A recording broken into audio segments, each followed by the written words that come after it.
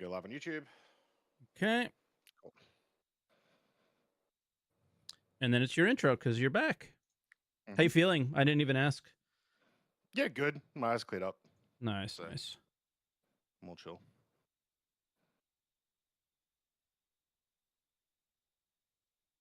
No, Hudson, it said you finished after you made it to Eager Flats, and I think that's where the communication issue was once you got to Eager Flats, they thought that you got to the end, I think. It was very kind of on point with that timing.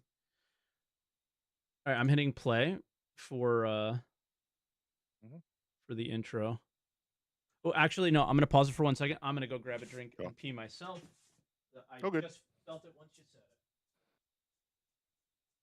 Hello, everyone. I sure hope we're all loving 4.0. I desperately want to do contested zones again. So desperately. I have not done a successful contested zone since the first 2 days of the patch.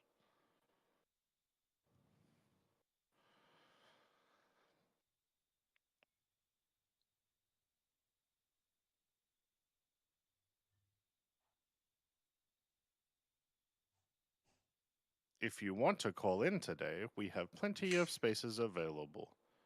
If you're on YouTube, it is pinned to the top of the chat. Otherwise, you can go !podcast in the Twitch chat and Guys, follow the link. If you can't tell, like we said last week, we fired Croncy, and now we just have AI Croncy. All right, I hit play. I hit play on the intro. 20 seconds.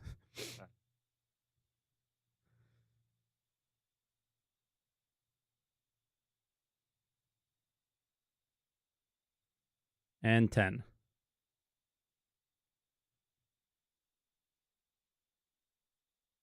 5, 4, 3. Oh, 7-star citizens, and welcome back to Answer the Call. My face isn't there. Your Maybe face I am isn't really there. AI. It Maybe is. it's true. There he is. Maybe I'm actually AI. Hello, everyone. I am back. I had an eye infection, and now I'm better, so I don't look like an idiot. I was very much scared that the whole of last week's episode, I was just going to be doing this the entire time. So I said, Mike, don't put me on the pod. But it's another week. How you doing, Mike? Good. Last week was fun. I missed you though. I look forward to doing that. Hopefully really soon with Red again when we get the changes that kind of like Torsten and team have hinted at for some of these things.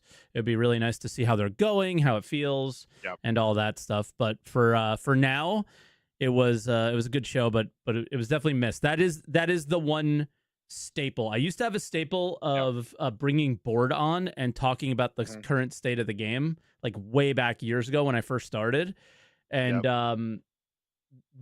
the staple that has been since with the Answer the Call was you and Red coming on talk about mining, and it's just unfortunate that there's not a lot of good things to say. Now, before we started, I said, people kept asking what the topic is, and I said the topic is to not complain about the current state of things, and that is my goal, is to not complain about the current state of things. We'll go into that a little bit later as to why, but that is my goal. I do not want to come up here and say everything is bad when it really isn't, if you think about it, right? It really isn't. But you were busy yesterday, and I think we should probably start with that because it's very happy, fun stuff that everyone loves and can't say anything bad about. And watch us say some bad stuff about it with half of the servers. Daymar Rally, largest community event that happens in-game every year, was yesterday. This is the first Daymar Rally that we've had since a bunch of things have happened server-wise. So, server cap increases, replication layer, so server errors were now a thing, opposed to 30Ks completely destroying a whole server mid-run, right? That was probably one of the best things about this. That was the main stuff. Like, not a lot of changes to vehicles in the last year. I like the ground vehicles in the last year, just a few things here and there. And no engineering yet, so still no changes there in regards to the demo rally. But yeah, huge. as always, all the typical server issues. As far as I'm aware, CIG were trying to help us with server issues as much as possible. I saw something where the caps were like 250. Yeah. I think they were doing something. I don't have like any information other than they were doing something. Yeah. I will put one rumor to rest. Apparently, people were saying, "Oh, are these private servers?"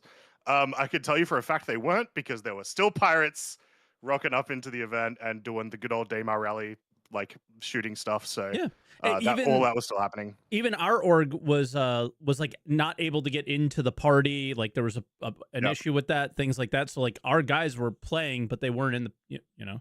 So there was a way to. It was definitely not private. They don't do that. I don't think there are private servers on live whatsoever. I think that's one thing that they will never do. Pretty much the only like private servers we've ever had at Atmo, as far as I'm aware, was for EA 54, which was Arena Commander servers. Like it was exactly only private in that regard. Private AC is totally different than private in the PU. Yeah. Yeah. So it went. I said this before the pod. It went probably better than a lot of previous Daymar rallies. We were unable to start 2 of the servers. Just far too many issues. Constant restarts. So 2 servers weren't able to get in. The first 2 servers went through though, and from what I could tell, those first 2 servers were able to get through the whole way without too many issues. Once again, we had some server errors. But big difference now is that now no longer completely destroys the run, so you can keep going after the server error fixes itself. Biggest thing though is it does look like my boy Herbie from Team Punch Buggy was able to get the win for the Cyclone division, continuing to be the absolute GOAT. We were in the motorcycle division, and I was like, "Oh, you're only 7 kilometers behind Herbie. That's good." Because they died and they had to restart. I was like, you're doing okay. And then we had a funny thing that happened where we had I wasn't participating, I was watching, but the team that we put out was just got to Eager Flats. They ran into a bunch of problems. They only had 2 bikes. They lost, I think they had 9 total. They lost 7 of them to bugs. And they get to Eager Flats and check in, and then maybe about 5 minutes later, the thing goes up on the board and says 30K Incorporated and all our guys' names, 2nd place, and you could hear Detox be like, "Huh?" Like that's surprising, and then there it is. There it is. It was perfect timing. I didn't even try. I didn't even try. This is them going second place. They had just checked in at Eager Flats at this point, which is not even halfway. So it was. And then I was typing in chat. I was like, nope, they're definitely not there. But yeah, this is the first time I actually sat down and was able to watch the Daymar rally, and it was a good time. So it was fun. But yeah, it's another one of those things where it's like is going to change it like crazy. I'm so excited for that. That's going to be so cool. Engineering is going to be cool with this. One of the big things that was different in the rule set this year was like respawns were allowed. So if you did explode and die, you could come back, which I think is a rule that we probably should just keep in until the game's like done. Really, like well, until at least vehicles aren't dumb and crash for dumb reasons. Like, is it really a skill issue if you float in the air and have no control over your thing and run into stuff? I don't know. Probably not as much.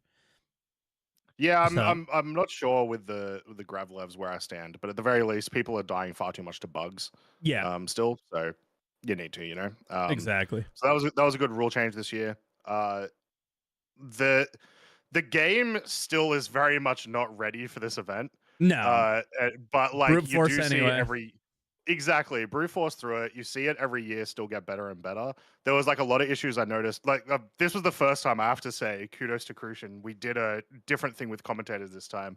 Last year I was awake. I was commentating for 11 hours. Yeah, like, I'm dead. This is messed up. So we did a little like shift work thing this time. So much better for us. Yeah, it started with Detox, then you were all 3 there for a little bit, and then Detox left, you took over when it was like EU nighttime. That's really good. Yeah, so hopefully we do more of that again because that was good. And then yeah, the organization behind the scenes is getting a little bit better as well. So I'm excited for like that to increase. But really, it's just like server performance, man. It's killing us. It's killing Yeah. us for these sorts of things, especially when like we were talking about server caps have increased now, and so you want the Daymar Rally to be more people in one server to be as cool as it is, but it really cannot withstand it. It just can't. Yeah. So what were the server frames? Because what I was gonna say is, oof, client performance was like the issue. I was looking at it going, At oh the my god, start, yeah, all the people yeah, are in one place, so it can't be the server.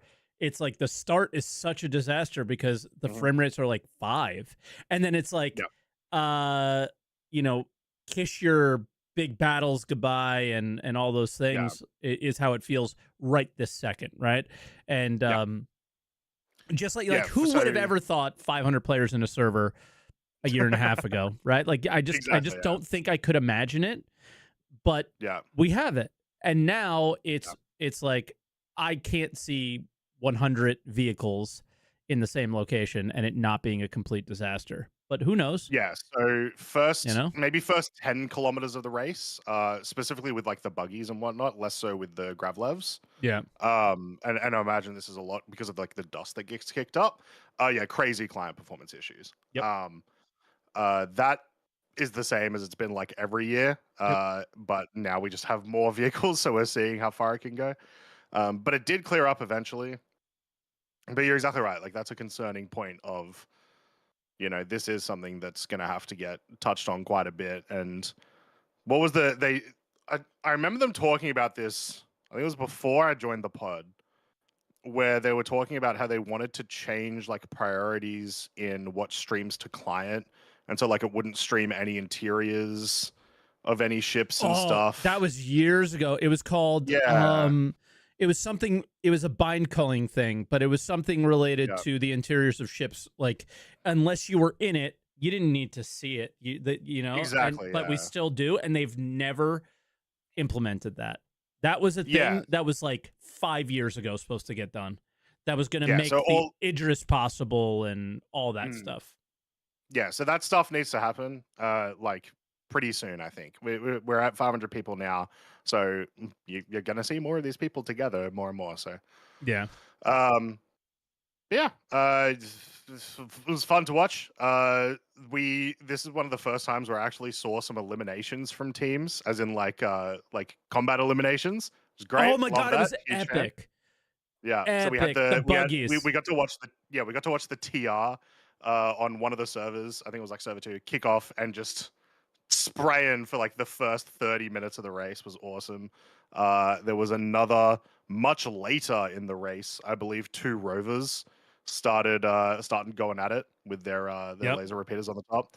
So awesome. Hell yeah. We don't get to see as much of that in the previous demo rallies, but now as we can get more people in the service, you're gonna get that a lot more often. I will say in regards to the TR, that's only possible because the RC is garbage. Uh, like speed wise, because if otherwise you would just be in the RC to get your speed. But Yeah. Yeah. that was cool. Neat. How many people participate in this every year, or this year in particular? Because like you obviously have a lot of people, a lot of servers. Yeah. You don't have to give it exact, but like approximate. Well, my brain's not working. I wouldn't be able to give you an approximate. Like I know 1,000 that or it was more. in terms of individual people, more than 1,000. Yeah. Teams, it was, I think, like teams, it was just over 100, Nice. I believe. Um, oh, there 169 you go. teams, Herbie said. Yeah. Herbie says 169. So, and I would believe the winner of the buggy division. So, Yeah. yeah, 169 teams. Obviously, like we said, we couldn't get 2 of the servers to launch, just too many issues. But yeah, Sick. Do you guys think you're ever gonna do like entry fees and prize pool for Alpha UEC one day?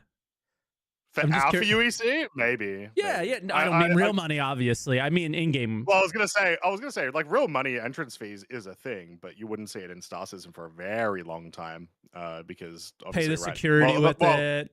that as well. You also wouldn't be able to run it. Like if you ran it in universe, there's just like so many issues with like real money ones that you could do.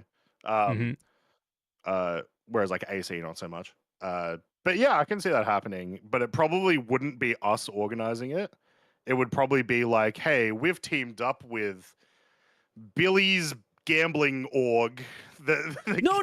Okay, so it's not gambling. It's not gambling. It's just like in like tournament style type of things, the teams put up the entry fee and it helps pay for security and stuff. Security, but it can also go to a prize pool as well. So like the top 3 teams in each division will get a piece of that pie, but the it'll like when the game comes out, guys like Crucian, yourself, Detox, Meyer, people that are spending time on these kind of things instead of playing the game, if the game is actually good, you might want to be compensated for your time that you can't play.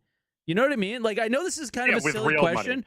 No, well, no, okay. Yeah. In this case, maybe with real money, but also in-game credits, right? I'll say using what you're saying, what I could see happening, like sponsors and stuff for you guys, but yeah. Well, let's say there's like tweaker-esque modules, like loot only modules that are like really expensive. Those could become prizes for these sort of events for sure. Sure. And then that's when you charge your UEC fees to pay for that stuff. Yeah. And that would make sense. Yeah. Think of it like you do an EVE tournament and the prize is like a Titan blueprint or something. Yep. Exactly. And then, but even like people who do, like, I guess that's kind of where it's coming from, and we can't go a fucking podcast without bringing up EVE, of course, is like there's all these tools in EVE, right? And people spend lots of real world hours on these tools. And you know what they do? They charge 100 million credits a month, 200 million credits a month, because they're spending all their time making this tool instead of playing the game.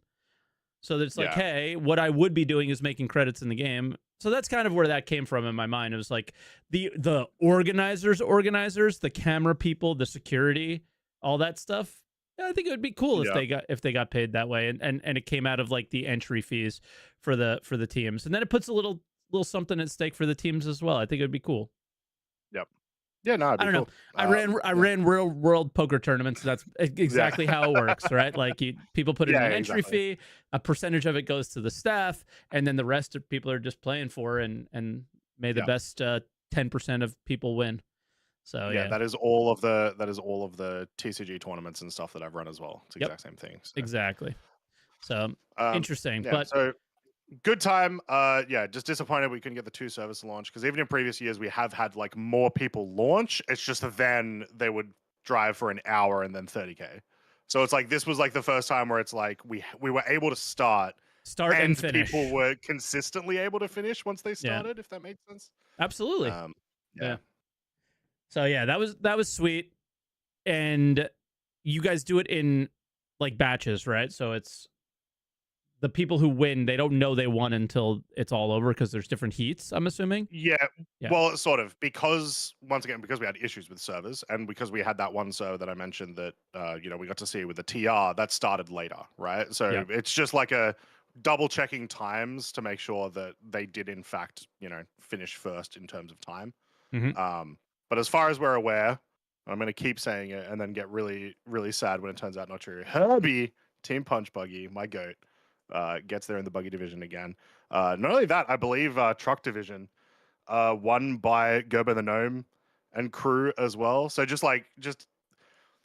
the crew. Classic champs. Yeah. All the crew smashing it. I think Amarok's Fang, which I don't know if you may know, because I don't think they do much in time trials. No. But they are insane pilots. I think they also won the Dragonfly division. So we're actually getting some esports pros in Star Citizen. Oh yeah, because we're just seeing the same names over and over again, which I love. It's the same thing in Gun Rush and the other FPS modes in Arena Commander.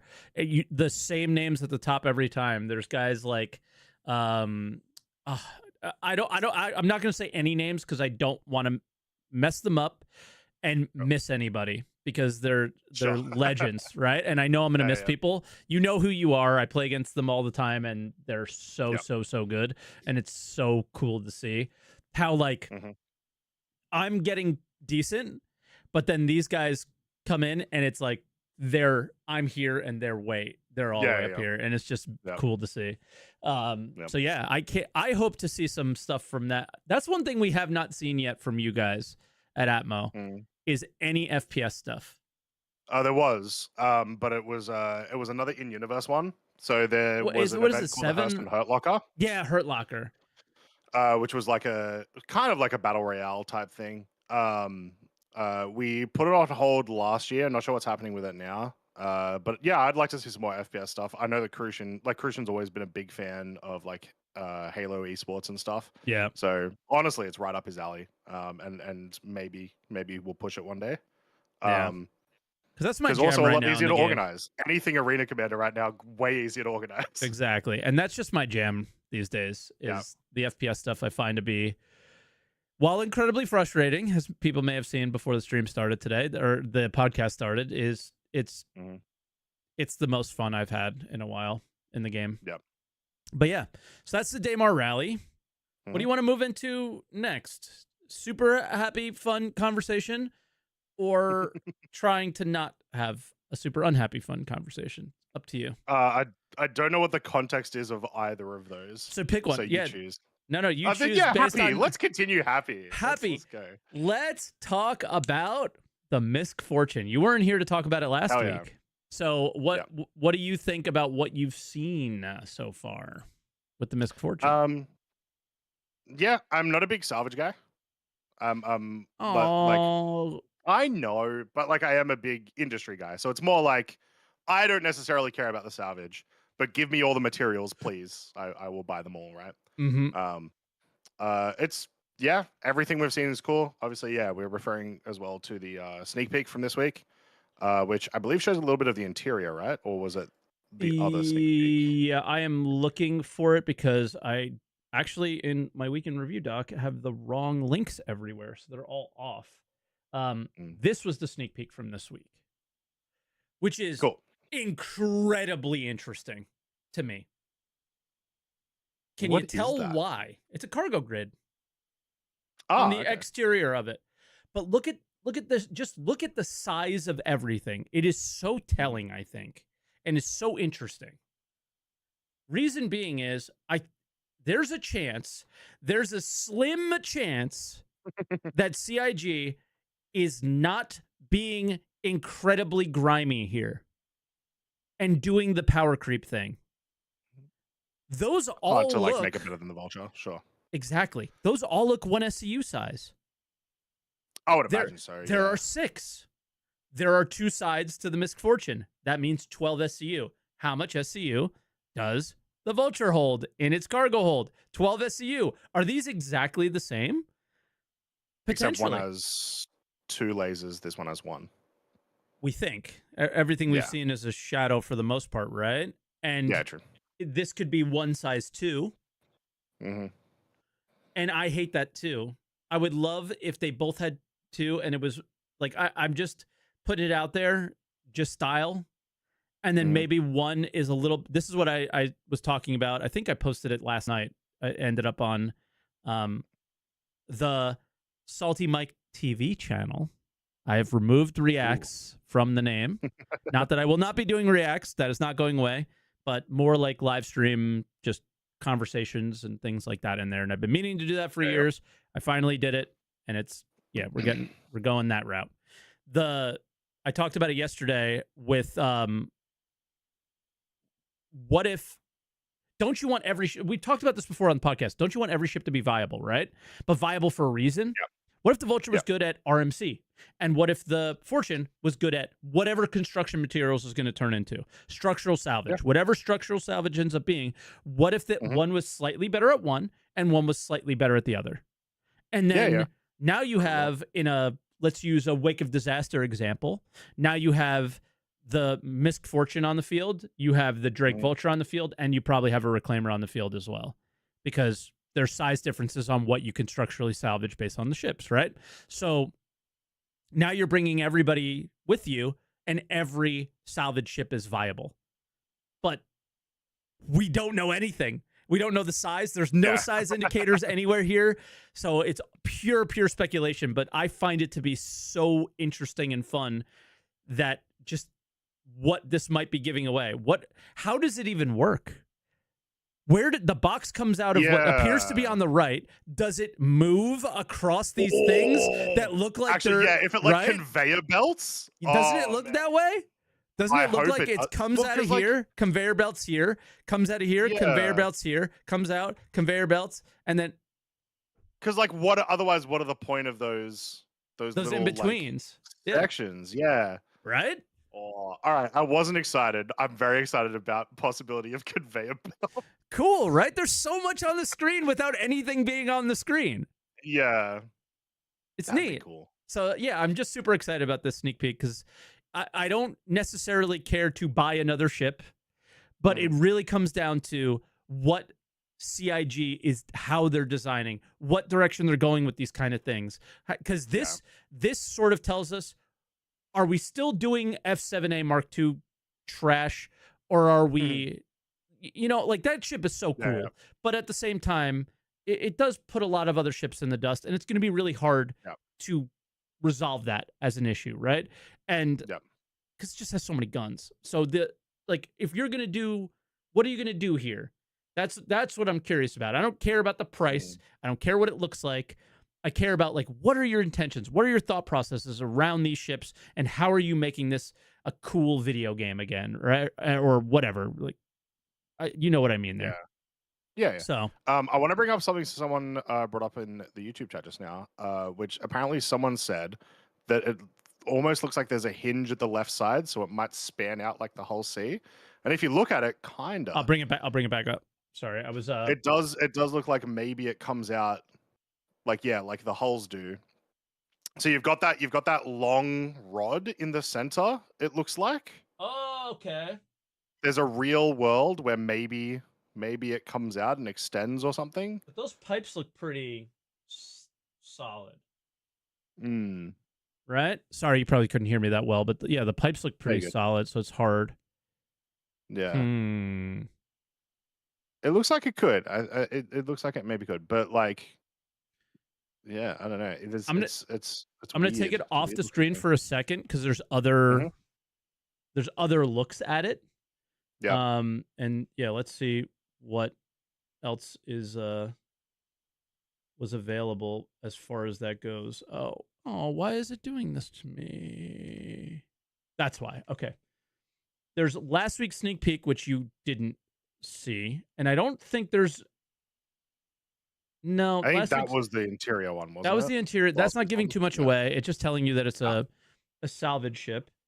Then here's this, which we had seen plenty of. That's indicating one laser instead of two, but we don't know what this is. Yeah. So could that be structural salvage? Yeah, right. It looks like it could maybe look a little bit like what the things that's on the reclaimers, like exactly talons. Right. And because what you have with the vulture is you have the prongs that make the lasers in between. Like, they need to have something on this ship to indicate that it'll do that. Okay. So there's that, but then I need to find it, and I think it's only in my files. So let me bring them up from last week's Week in Review, I think is where I had them. Yeah, here it is. This is the only other thing that we have, which I see two lasers potentially. This was from the IAE show. What is that? Size 2, size 1? Yeah, it's weak. And then this thing? I don't know if they do size 2, size 1 because it's just me neither. I don't know. Weird. I do think this photo, because I've been fighting so many people on the size of this thing. This photo to me confirms it is prospector size. Oh yeah, 100%. I'm surprised you're fighting people on that. It's very clearly. I mean, look at the door. Yeah, I think. Right? Well, I think people just don't realize how large the prospector is. True, it's not small. Yeah, I mean, guys, it's got 32 SCU of mining bags on it that could potentially be 48 or whatever. So yeah, it's interesting. And again, I don't want to obsess too much over a ship.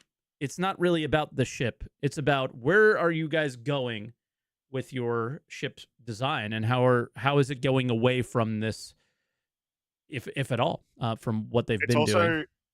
Based on what we think it is. Like, I think there is an important reason to like talk about it a lot, which is based on what we think it is, which is, a vulture competitor, not a larger vulture, not a smaller vulture. Yeah. We haven't had that for non-cargo industry, right? We have the prospector and the mole. And then if you want like the rock, right? Yep. Those are 3 different sizes. No competitors for all 3. We've had the vulture, the reclaimer, no competitors for either. Combat ships, 1 billion competitors. Cargo, 1 billion competitors. So, like, yes, give me more of this. Exactly. I want more variations in my industry. Great. This is great. Like, Drake is a style that some people might not like. Yeah. That's it. The reclaimer is definitely a style people might not like, just from pure size and all that stuff that might be super annoying to deal with, right? I hate using the reclaimer because it's just old and a pain to deal with. So I would, if I'm salvaging, I'm going vulture, which, by the way, I'm not going to say anything because I don't actually believe it's true, but apparently there's component wise, you can swap components and it will change. Like salvaging will be better with industrial components. Allegedly, but there's been no like proper science testing. That would be great. Yeah. So there's something on that, but I got to do more testing on it, and that's why we were talking like 2 weeks ago. We said like we would want industrial to be like, you're gonna get more laser power to your mining lasers. Apparently, but your signature is now the size of the sun. Like, apparently, that's what happens. But okay, cool. The reason I was playing Gun Rush the entire stream before the podcast today is because I went to go buy those and got stuck where I bought them and could not get out of the train, and I just had enough. And that's the only complaint I'm making. I promise. That's it. But that's why I was so frustrated. So yeah. I'm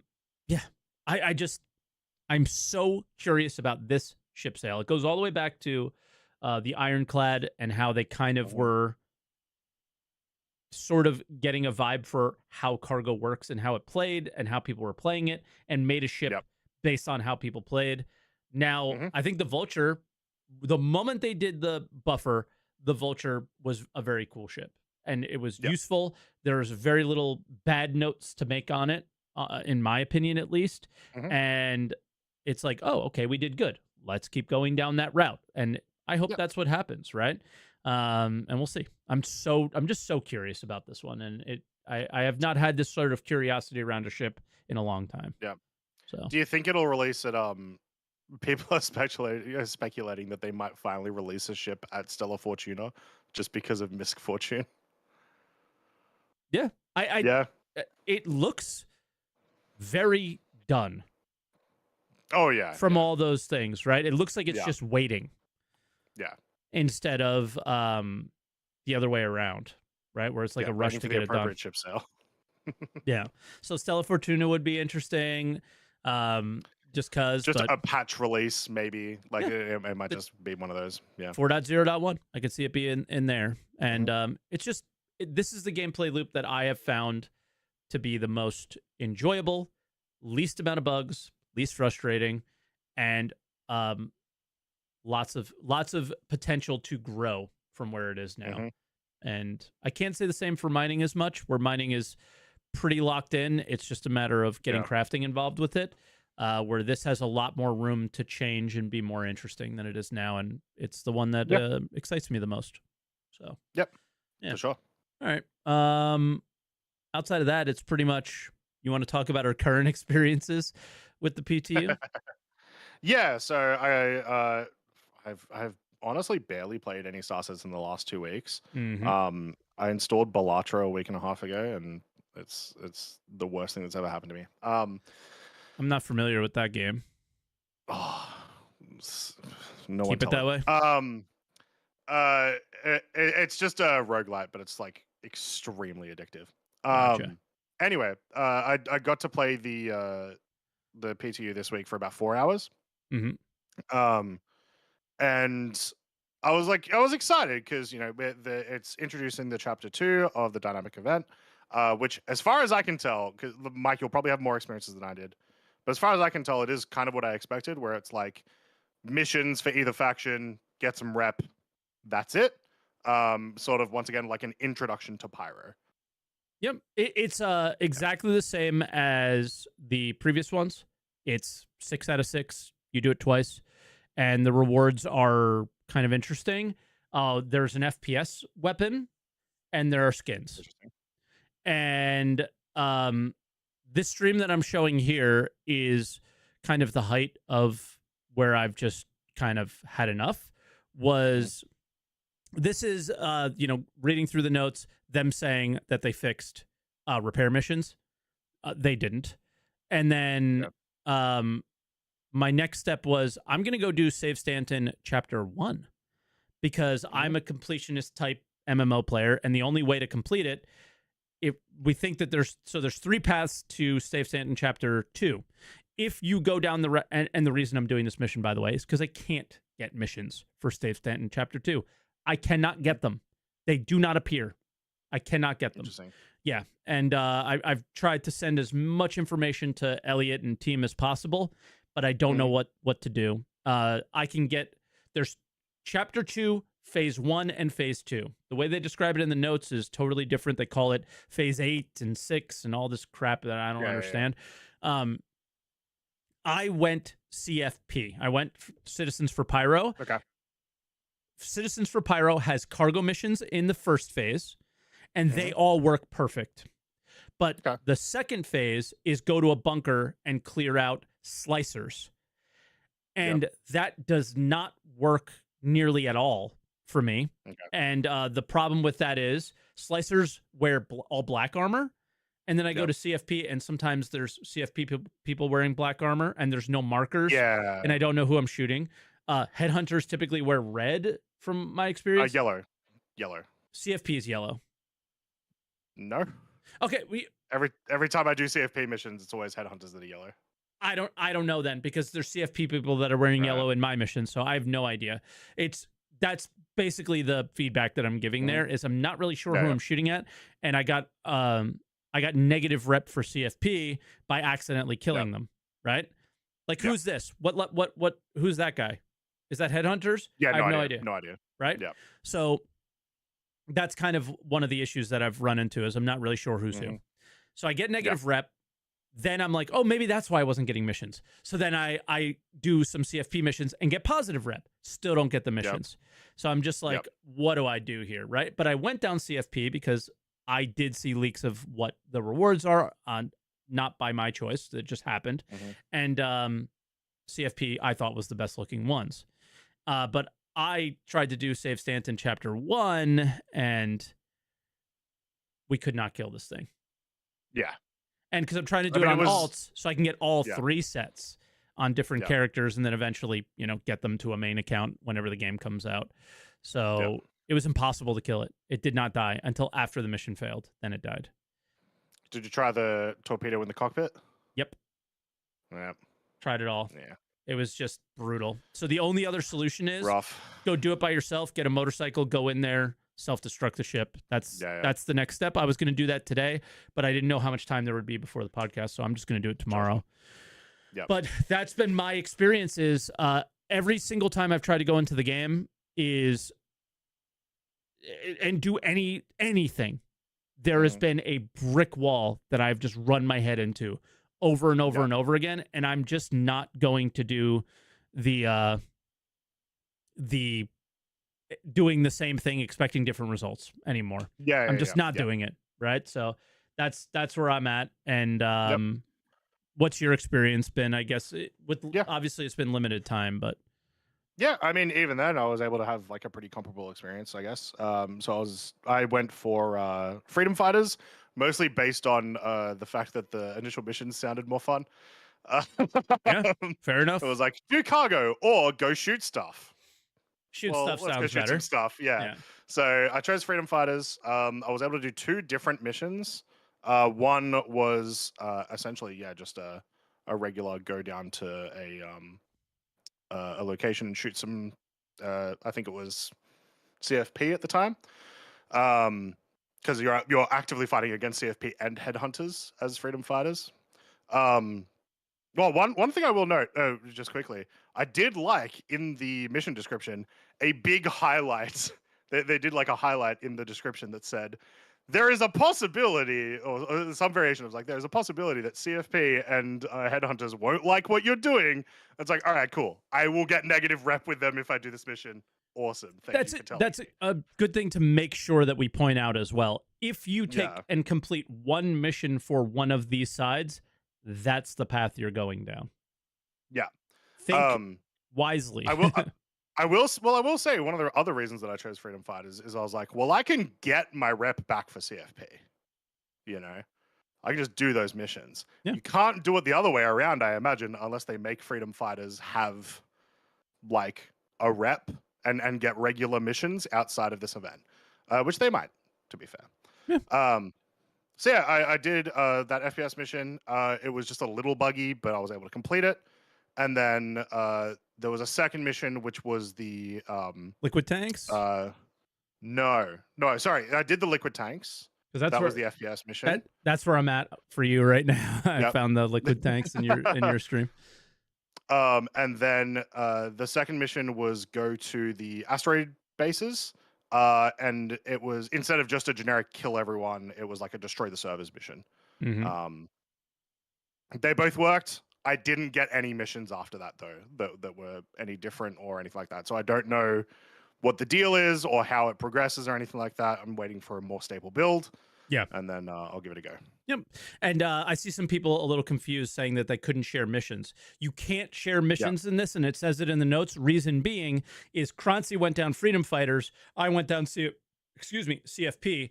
That opens up the door for us to share the missions to each other.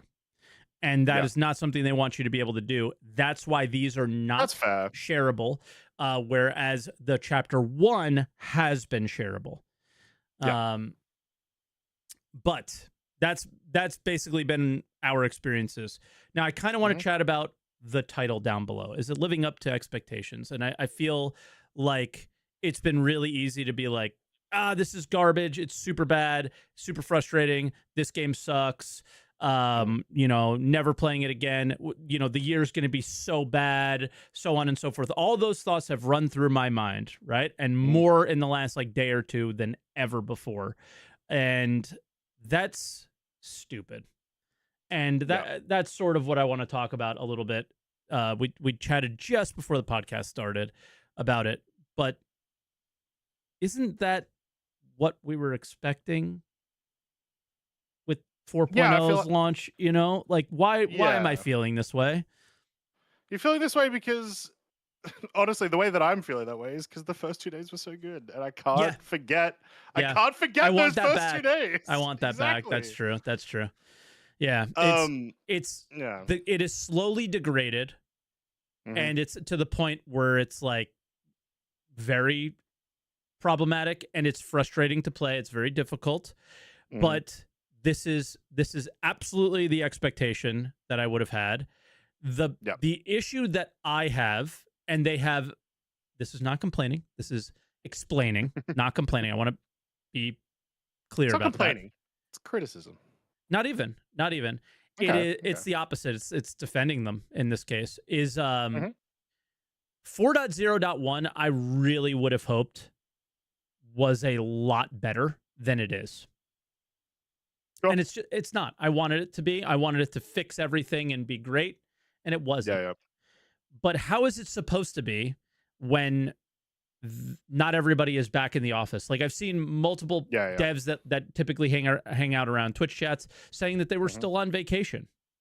Yeah. Right. And if everybody is doing their winter vacation thing and not everyone's in the office, do we really expect everyone to be like dialed in and patches to just be like perfect?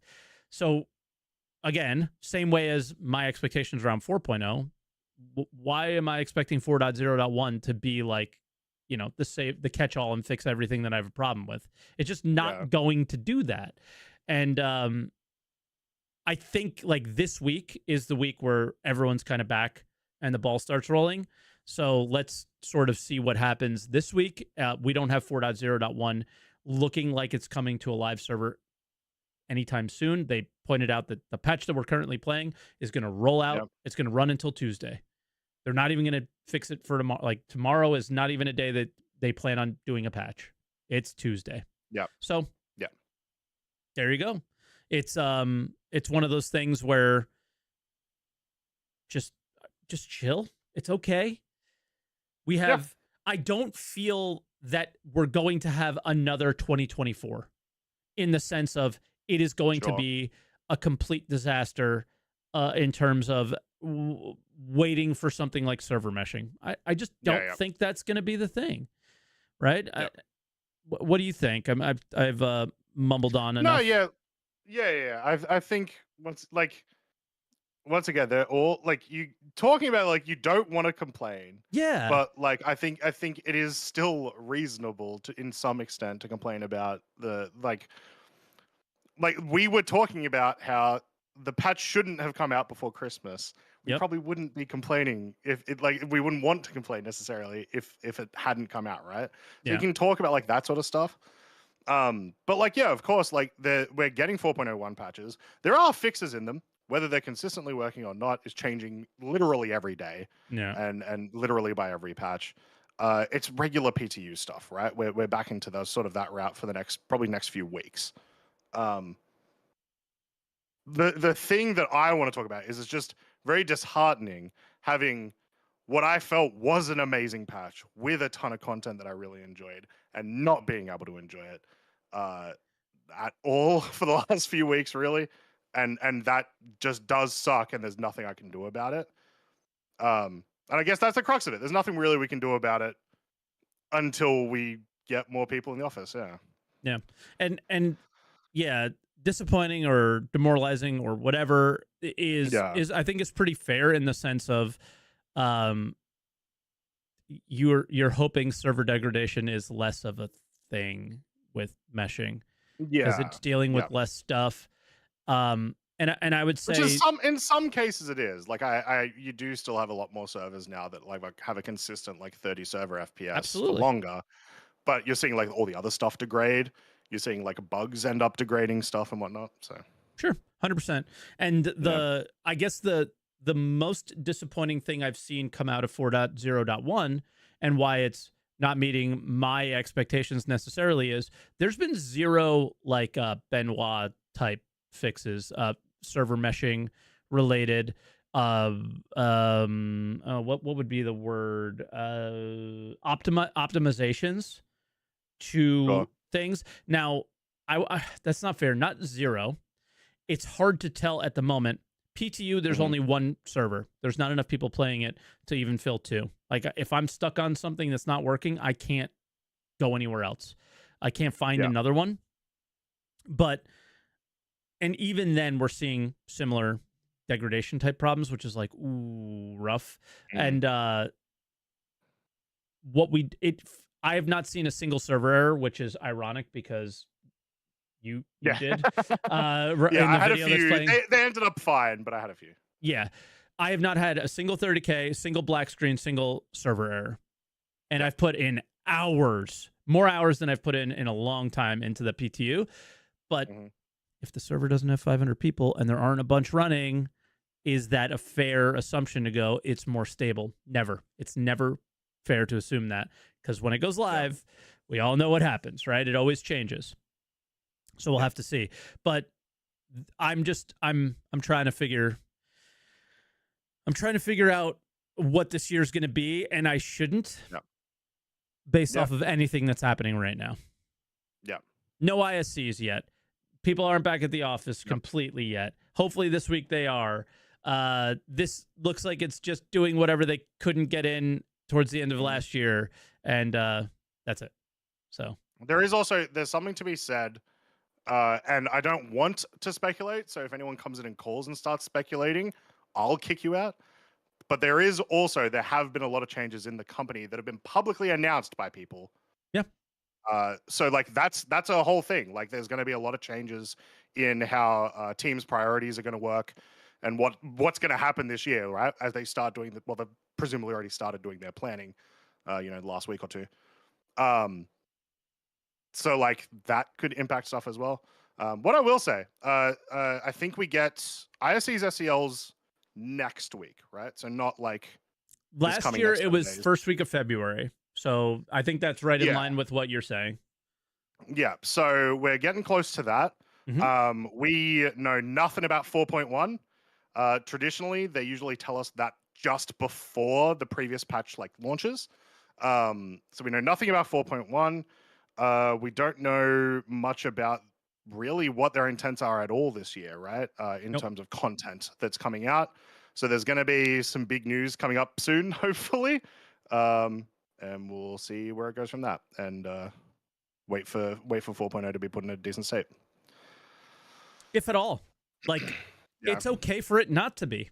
It literally is okay for it not to be. But I think every patch, it needs to improve.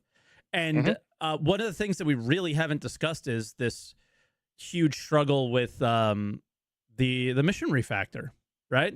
That is why we're not on live and why 324 is still up. Yep. They literally pointed that out. This is from Elliot on Spectrum, and just stating it's an absolutely huge task, that I had a ton of hidden complexity and things. I mean, we've heard this for every single time things don't work. Oh, there was all this hidden complexity that we didn't anticipate or whatever. Yeah. I don't know how people feel about hearing that. There will be commenters that are like calling bullshit on this and stuff like that, and I believe that's fine. I believe it, because it's always going to be like someone who worked at the company 8 years ago who did the coding, who like everyone's like, what the hell did this person do? I don't understand it, right? Like that's a very common sort of retort that I hear from people. Yeah, I'm pretty sure the guy who made the mission editor or like whatever, the whole system is Tony Z. He's still a mystery. Ah, interesting. Yeah, interesting. Right. So if he's not there, the rework has to be completely redone by somebody else that doesn't have access or may not. Nobody knows what this guy read. So it's one of those things where this is interesting. The big thing of the discussion of this post is a lot of missions have been taken out. They're not going away forever.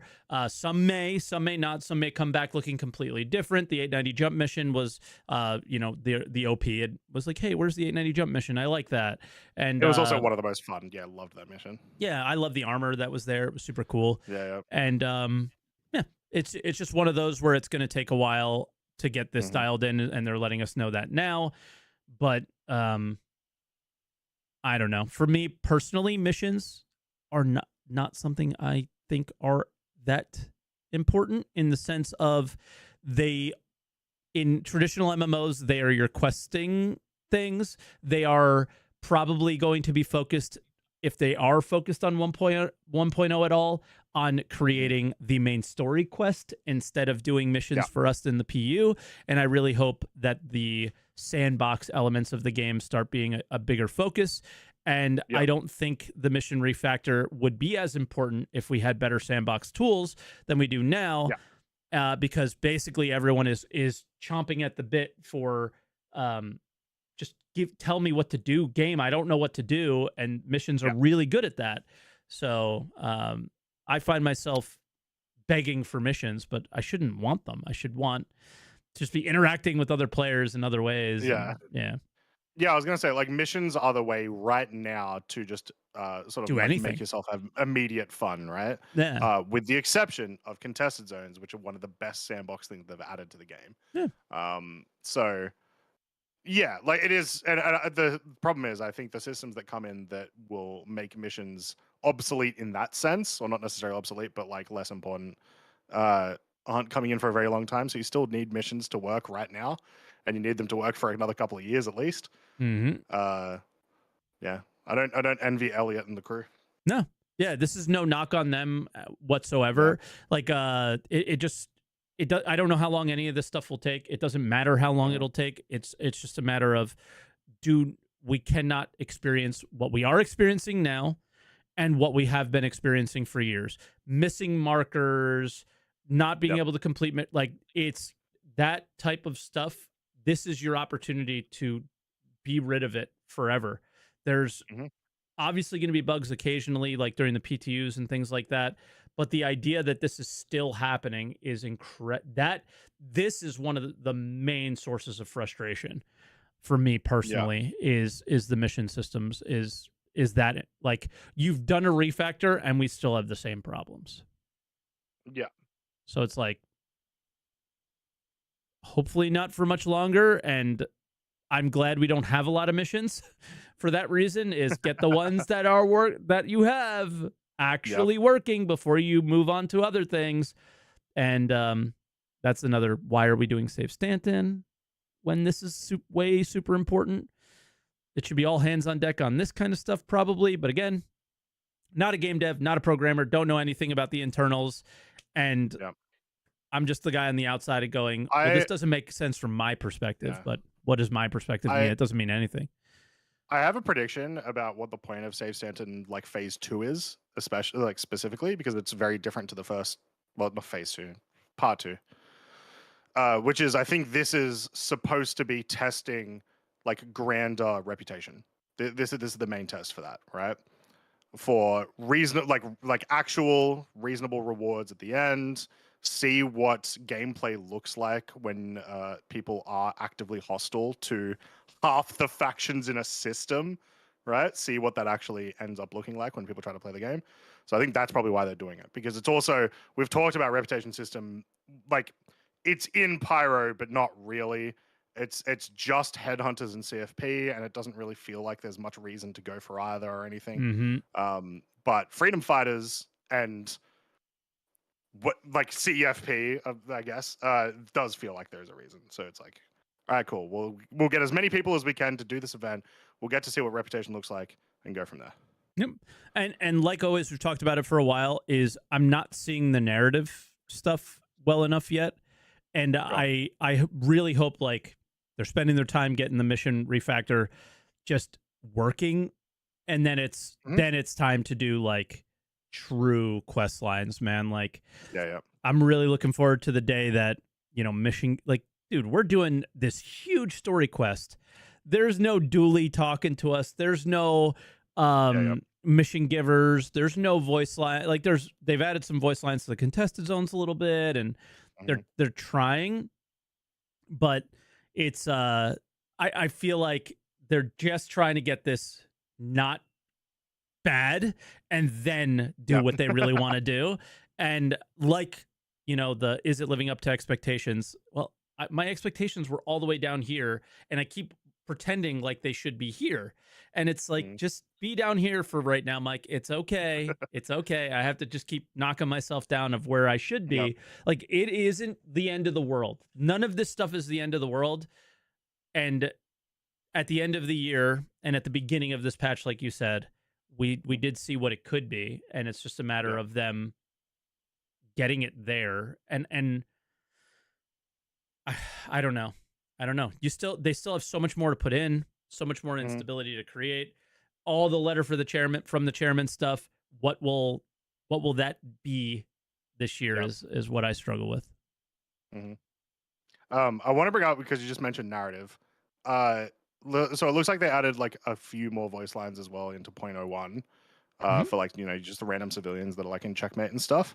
I have felt very, like, dare I say, immersed a little bit, by them actually talking about, like, missions I'm doing. They're talking about factions I'm interacting with, and, like, it feels a lot better than Stanton, if that makes, like, I feel like there is stuff happening around me, so they've done a good job at doing that just by adding regular voice lines. So I'll take that.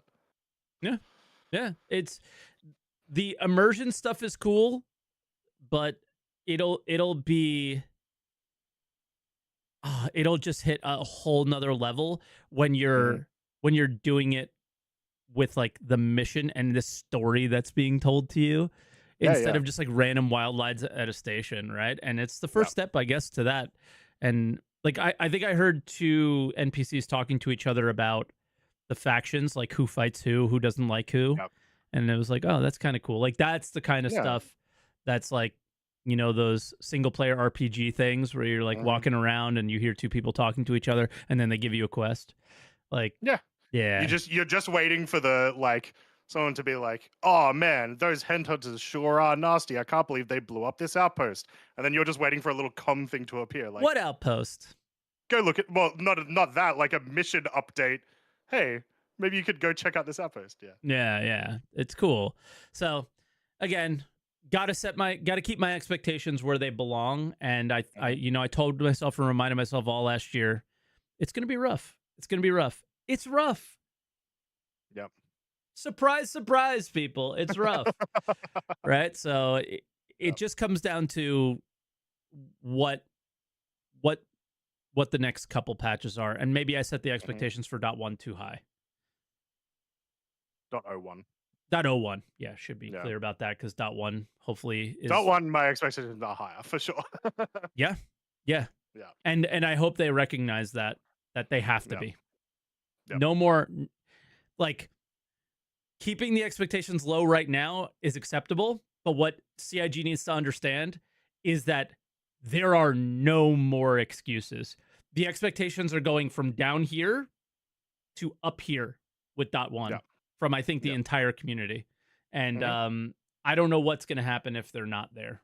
And I think more people will be upset than ever before. And I don't know if there's enough mods to delete the threads constantly on Spectrum for that. But yeah. I am not super prepared for callers just yet because I was yapping too much. Well, then let me do a spiel. If you want to call in to answer the call, you can go to our Discord. If you're over on YouTube, it is linked on the chat, pinned at the chat at the top. Or if you're watching the VOD on YouTube, the Discord link is in the description, which someone said it might be an old link, so we'll update that one. If you're over on Twitch, !Discord, !podcast, follow the Discord. Head into the green room and we can slot you in. We've got a couple of people ready at the moment. We've got some room, though, for some extra callers. So feel free to join in, talk about the DMR rally, talk about 4.0.1. Yeah. You want me to bring in Hudson Hawk? I'm ready. Let's do it. All right. First caller is Hudson Hawk. Hudson, how you doing? Good morning. Good evening. Good morning. Howdy. Oh, how you guys doing? Okay. Oh, I'm all right. Yeah. So the Daymar rally. We got second place. No, you didn't. he's in my org. The team that got second place. So DQ'd then, obviously. Well, we did. They did get knocked out. They did not finish. DNF. Yep. Oh, rough. Yeah. We started off with about 5 bikes. Shortly after starter race, we had a crash due to desync, and then had a bunch of bikes kind of glitch out of the ship. Had to put them back, lost another bike, put it back in the ship. So we ended up with 2 bikes to do the rest of the rally. How was your experience overall then? I mean, after the launch, after the start, after everyone started getting away from us, it smoothed out pretty good, and it was very fun. Good, I'm glad to hear it. Looking forward to do it again. The SCR tool, that was interesting. It was very helpful. Before we even got to Eager Flats, we got a notification that we had finished a race, and we're kind of like, what?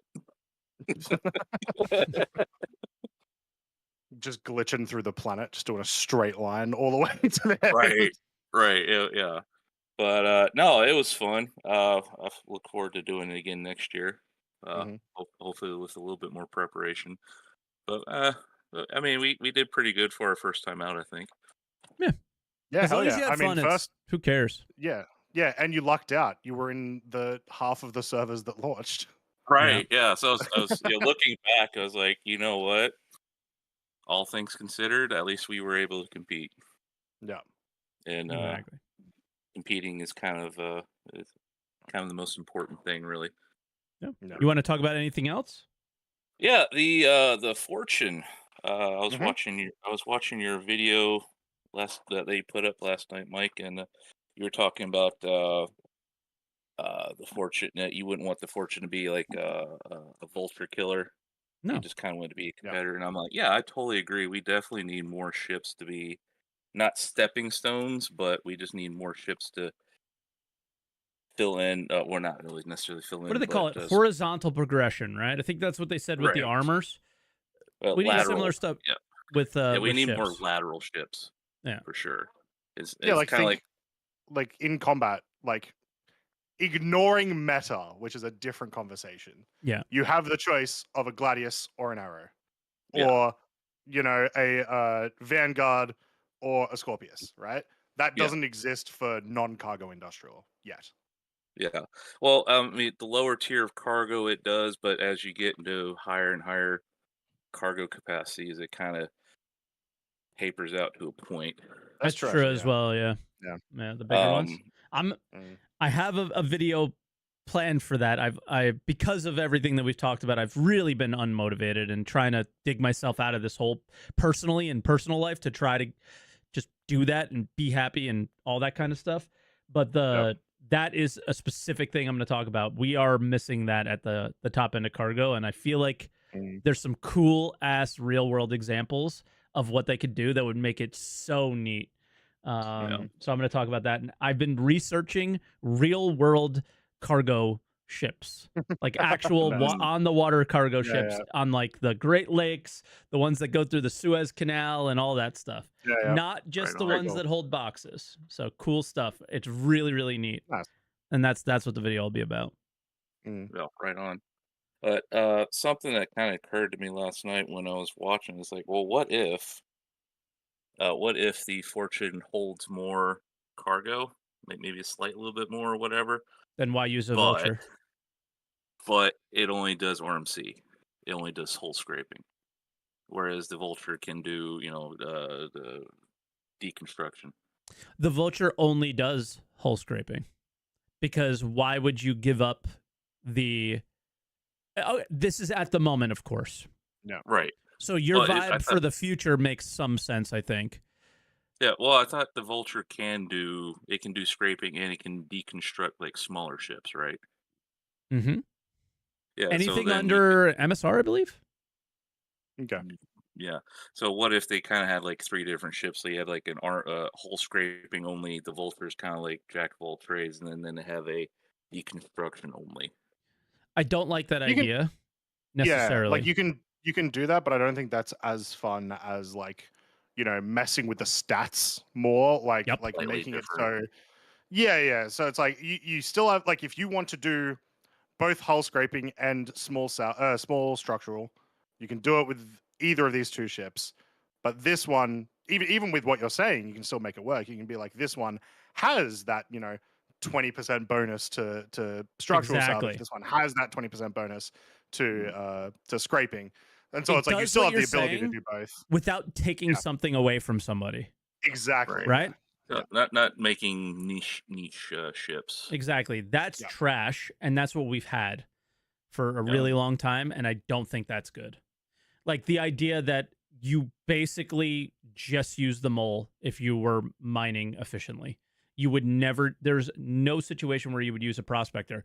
Where before there was no situation where you'd use a mole, and they haven't quite figured that out yet. And that's what I think you would want to avoid completely, Yeah. right? Yeah. Other than that, I mean, that's pretty much all I have. Okay. I haven't been able to play in the P2 since I haven't been Hmm. able to download it, but Sure. yeah, I just keep on getting errors trying to download. So I was like, screw it. Yeah, somebody I was saying am that in too my now, Twitch actually. chat today. Yeah. 2000 error or something. I was getting a different one. So I tried to. So I work at a place that has like a LAN and has like streamer pods. And I was like, all right, I'm gonna try to go in there and try to stream. The only game that does not want to download on or install specifically on these computers is Star Citizen. It is the 'Cause they only one know. that has a problem. They And no, know. it's not they know. It has nothing to do with that. It's because Star Citizen has its own little errors that no other game has, and so it just won't work. It's someone in channel know. It's like the 5007 error. It's like you've got to it's on like certain Samsung SSDs. It won't install, and so you got to do some stuff. It's very silly, but anyway, that's just my little. That is rant. odd. Samsung that is weird. That's odd, yeah. But all right, Hudson. Anything else before we let you go? Nope, that's good. All right, sounds good, dude. And awesome. Hopefully, we'll see you in game if you're able to download it. Oh, for and sure. hopefully next year you'll win the Daymar Rally. Yeah, hopefully. Oh, if you need help tomorrow, I'll be more than happy to help you with the. I'm gonna put out a ping to the org about the part 3 for Save Stanton Chapter 1. All right, catch you. See you. Yeah, man. All right, so that was Hudson Hawk, and now we're bringing in PC 101. Hello, PC. PC. Hey. Thanks for doing. On the other guy. What's up? Hey, so hi. Hello. Howdy. So I wasn't planning talking about the Fortuner, but it got me thinking as you guys were talking about it. I think Fortuner, I can't say this word, but I think that's going to be the org salvage ship, and the Vulture's going to be the solo salvage ship. Because the Vulture has the advantage of it has technically a little bit more space. We can put it boxes to the side. Yes, but you can do 39 technically. Yeah. Yeah. But it's a bit of a pain for an org because they have to go around the back, open the door, pull the boxes out. Whereas the Fortuner's on the outside. So while you're salvaging, another ship can easily come up, grab the boxes off the side, move on to the next ship. So I feel like one's going to be good for solo, one's going to be good for orgs. Could be. It could be a decent like I feel like the Reclaimer is still like the Goliath of orgs, right? But maybe like 2-3 players, where it's like maybe it's a bit too much to go around and mess with the Reclaimer, or alternatively, you just want to be having salvage in multiple different locations. That would be a massive upgrade, right? Just the ease of movement. Because one of the, I guess, criticism a lot of people had with the Vulture was the pain of running up and down to move the boxes. So I can't imagine that is not a conveyor belt. Because you can imagine every time the box comes out, you're going to get out your ship, tractor beam the box along, get back in your ship. So I'm pretty sure that's like going to be a conveyor belt. What if? If they listen to feedback, yeah, probably, right? I was going to say, what if there's buttons and you can move the boxes with the buttons from your cockpit? And it up, goes down, on the left, right, wherever you need. X. Oh my gosh. That would be cool. But my plan was to speak about the expectations of point 1, and it doesn't. I'd say over the holidays, I probably 60% of my time is just been trying to play the game from problems with the back end, like inventory delay, stuff not equipping, the buttons not working, just everything seems to be back end, especially around about prime time, EU time. The servers just completely die, and that feeds into the US prime time. None of those problems appear to be fixed on the PTU, which is I was expecting this is when they would get a lot of that back end stuff like nailed down. That's where I went in with I think I had too high expectations, and why I wanted to have this conversation is because is it in are we right to feel that way? Maybe not for this one, but if it's not in the next, if it's not in the 0.2 or the 0.1, whatever comes next, then I think I'm justified to be like really annoyed by what's going on and starting to point at the letter from the chairman and go, where, buddy, where are you? Or do you just write this thing up every year and that's it, and then just never follow it ever? Like, so, but for this first one, it's like sort of an excuse. I think you live in Europe, kind of. What, like, this is just what goes on, is my understanding, is people just poof for a little while in the winter and the summer, and it's just how it is. We don't do that in the US, so it's hard for us to understand because we just work and we never stop. But not the way it works in Europe is my understanding. My wife is Italian and she tells us that well, they don't work at all. So yeah, I don't know. Is the server stuff not Austin though? No. The tech, like the tech is Europe. The server stuff that you might be referring to is like when they're doing testing, they'll use Boston. No, I thought like the Austin team was ones doing all the server tech stuff in the background. I don't believe so. I believe Austin is literally just. Where was the server meshing video? Yeah, exactly. Yeah. It was not in Austin. It was a bunch of people meeting up in the UK with a bunch of accents that were not Texas. Yeah, I think that as far as I'm aware, the Austin there's some key people in Austin, small. But they're more the publishing and like the when it's live, keeping it alive. And some QA, I believe. Yep. Then the other one I was going to ask: Do you think Pyro meets the expectations of what they advertised Pyro as being? My expectations when Pyro was going to be, I'd have to gear up, I'd get all my stuff together, then it'd be like going into null space. I would like there's a high risk that I wouldn't get out. Everything would be sparse, but it feels very much just a copy paste of Stanton. The fact that I can like fully re-up with guns and armor right outside the door of the contested zone feels like where's the sparseness? Where's everyone competing? I'd have to worry about fuel. I'd have to worry about repairing my ship. I thought people would be fighting over missiles and doing hull scraping to fix their ships up. None of that stuff. It just feels like a copy paste. Go ahead, Croncy. In some regards, yeah. Like I do think people certainly are competing for some things. It's just specifically things like tweaker mods and like general area supremacy. Like there's a lot of fight. Like if you have a crew that's doing some work down at Trawler's Beach, almost always there is like going to be fights there. Is what I've experienced a lot over the last few weeks.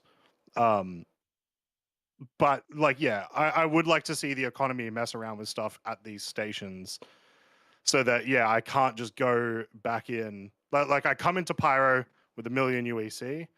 I should be worried about losing that UEC if I don't start doing missions. And I'm not. Because I can, like, you feel very secure in the stations, I think. Maybe that's the case. That's the issue. You just hard reset yourself whenever you need. I think he's pointing out, like, we got these guys that are mega focused on economy, and the economy of Pyro makes 0 sense. Yeah. That's out of the expectations of what, like, when he initially was saying, like, oh, well, you know, expectations. Well, my expectations were super low for 4.0 in the sense of I was hoping it was just going to be, let's get server meshing working, optimized, don't care about the content in the game, only care about the tech, right? That's all I cared about. But it ended up being more than that. There is a bit of content. And one of the things that just never made sense to me was that nearly everything that's available in Stanton is available in Pyro. Nearly everything that is bought and sold, like, you know, for cargo commodities and things like that, are available in Pyro. The missions pay more in Pyro than they pay anywhere else. And these are people that, like, there's garbage everywhere, like, but they're billionaires. They must be trillionaires, and no, they can't pay anybody to clean up garbage, right? Like, that's the kind of thing that it's just like, it's a bit weird where there's just money flowing everywhere, but everybody looks poor, and it's just like, it's just there's some weird sense that's not happening. I'll fight one of those, which is missions should pay more in Pyro because the risk is higher. There should be less of them then. Sure. Yeah. Like that's the whole thing is, and I think that they tried to do that, which is not cool, because there shouldn't be less missions. Of the idea that the only thing we have is missions, which is what we were talking about before. So you don't want to take content away from people, but it did not meet my expectations from that standpoint, where it was just like, oh, this is. Like, I just look at this and go, this is weird. And that's it. Like, I'm not angry. I'm not sad. I'm just like, this is weird. I don't expect it to stay this way. And if I had any question economy-wise, if they ever were on an SCL, it would just be like, why? Like, what? Explain this. Because it doesn't make sense to me. Try to make it make sense to me, because it's not. Like, I agree with you. The danger, like danger pay, right? With that stuff, but it's just the money's like, it's like $100K to move 6 boxes. Like, what? Yeah, it's just overblown. It's super weird. I expected people to be coming from Stanton and Gemini's to fuel people that run out of fuel and all this kind of stuff. But I think that's a little too high. A failure. I think that's a failure of the mechanic and like. I mean, it still goes to what you were saying, PC. Like you're right. I just think that's a failure of the refueling mechanic more than necessarily Pyro itself. But the refueling, like they fixed it. It was weird. It works. No, I don't mean as in terms of buggy. I mean as in it's not fun. It's not profitable. So people aren't going to do it. Because you can't make the fuel yourself yet. I guess is that what you mean? That would make a big difference. Yeah. Like there's not really. There's also no like there's no current inbuilt game ways for people to do trust either. So like if you were to do that, if you think that refueling was the most fun mechanic ever, you're still probably going to 50-50 chance that your ship's going to just get killed the second you get into Pyro. There's no mechanics for you to vet people or anything. Yeah, the if they came on an SCL or an ISC and sat down and basically said what you said is like, hey, we're missing all these other tools that we would really want to do to like really dial in the player-to-player economy stuff, and that's why we're doing all these things the way we're doing them. I would be like, okay, cool. My only other question would be like, well, are you prioritizing those? Like, are those things that we should expect anytime soon? Or are you doing the same thing that you always do, which is like, here are the 500,000 things that need to be done to make Star Citizen happen, and here's the ship sale, and we're not going to do any of those because we got to get the next ship sale out. So it's that's the question, right? Is will they dial that in? I don't know. I don't want to go on a rant. Reputation. Yeah, I don't want to go on a rant about refueling, but it does make me think, like the whole reason, like a lot of people when they talk about the refueling mechanic are like, this was a really good idea for Star Citizen. Look how it's done Elite Dangerous. Everyone wants to be a fuel rat, blah, blah, blah. The problem is, in Elite Dangerous, you refuel yourself 99 times out of 100 the second you get into a star system, and you're done. You're good. That doesn't exist in Star Citizen. So if you're going to have a finite fuel resource in Star Cit, and then you're going to try to force people to do refueling, I think it's not going to work as well. Agreed. 100%. Agreed. Yeah, it's a very 100%. You want to create avenues for people to play together, but you do not want to create situations where your only option is to use somebody else, and it is a limited, like, I had to pay $200, $300, $400 for this spaceship in order to have it, or millions and millions of credits, and they don't have them on day one. It's there aren't enough options to make it make sense, which is all fair. But at some point, we need to stop with that stuff and make it happen, right? And the way they went about making Pyro is very weird, and it's it's just weird. Like, just talk to me. Just talk to me. I want to hear lots of talks about economy this year. Once a month, once a quarter, every patch, updates to the economy. Talk to us about what you're doing, what you want to do. I love those talks. I think they're super fun. And hopefully they're willing to engage back and forth. I have not liked what I've heard from them a few times. I think one of them made some comment about me that I have a bunch of ships and that's why I feel the way that I did. And it's like, no, I want all the ships to be viable because you want small, like we talked about it earlier with the Vulture and the and that kind of thing. So it's we need to have those back and forths as much as possible so they're not misunderstanding the feedback even, right? Like I think they misunderstood one of my bits of feedback in my questions one time. And it's if we can have this back and forth and we're constantly having these conversations with some of the most important teams, I think we're going to get a better game for it. It's going to be awesome. And we just need more of that. That's So interesting question, PC, but it's soon. When you really think about it, it's there's some weirdness with it. Also, I didn't tell you because it doesn't really matter, but obviously, in case people don't know, PC makes YouTube videos and streams. Your microphone has some wild feedback on it, so you might want to like plug it in and unplug it, and see what's up with that. But we'll let you go, man. All right, have a good one. Bye. You too. Bye now. Cheers. So, and check PC out if you guys haven't yet. PC 101 everywhere. Next caller, I hope you can hear us. We'll give you some time because you're muted and all that. Is Masisaris? Did I get it right? Massaceres. There you go. Hi. Yeah, you hear us. Hello, hello. First time caller. Let's go. Welcome in. So I watch you guys all the time, but you've always been so early that I haven't been able to get on. Nice. Yep. So, you're here. What do you want to talk about? Yeah, what do you talk about? Well, I kind of like the Misfortune. I'm looking forward to it. I'm not a big Drake fan on this aesthetics, but I have the Vulture just because, salvaging. Yeah. Yep. You're forced to. Yeah, exactly. I mean, honestly. So I'm really hyped for the Misfortune being a salvage vehicle, and looking forward to trying that out. I like their aesthetic a little bit better. I hope, like SaltEMike said, that it is just the same. With the little difference, it can't be the same. Yeah. Well, you know what I mean. The same as in like the not same wildly. It can do the same things, but it's not like at a disadvantage or at an advantage in any way or whatever. Well, once again, no, not in any way. It just needs to not be, hey, if you want to salvage, you should only use this ship. That's exactly. If you're familiar with racing at all, think the Le Mans 24-hour race, right? There's a bunch of different classes. Like there's GT and there's all these other, there's the supercars.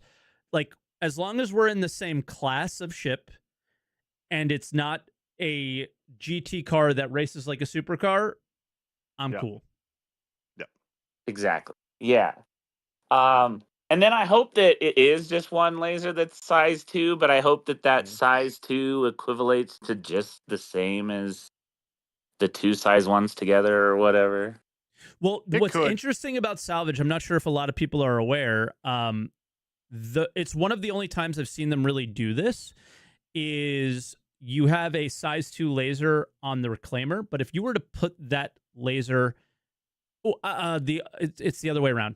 If I was putting the size 1 attachment onto the reclaimer, it would do better than the Vulture, even though it's the same exact attachment. Reason being is the reclaimer has a bonus to RMC and construction material production built into it. So because all their little inner stats that they can adjust. Yes.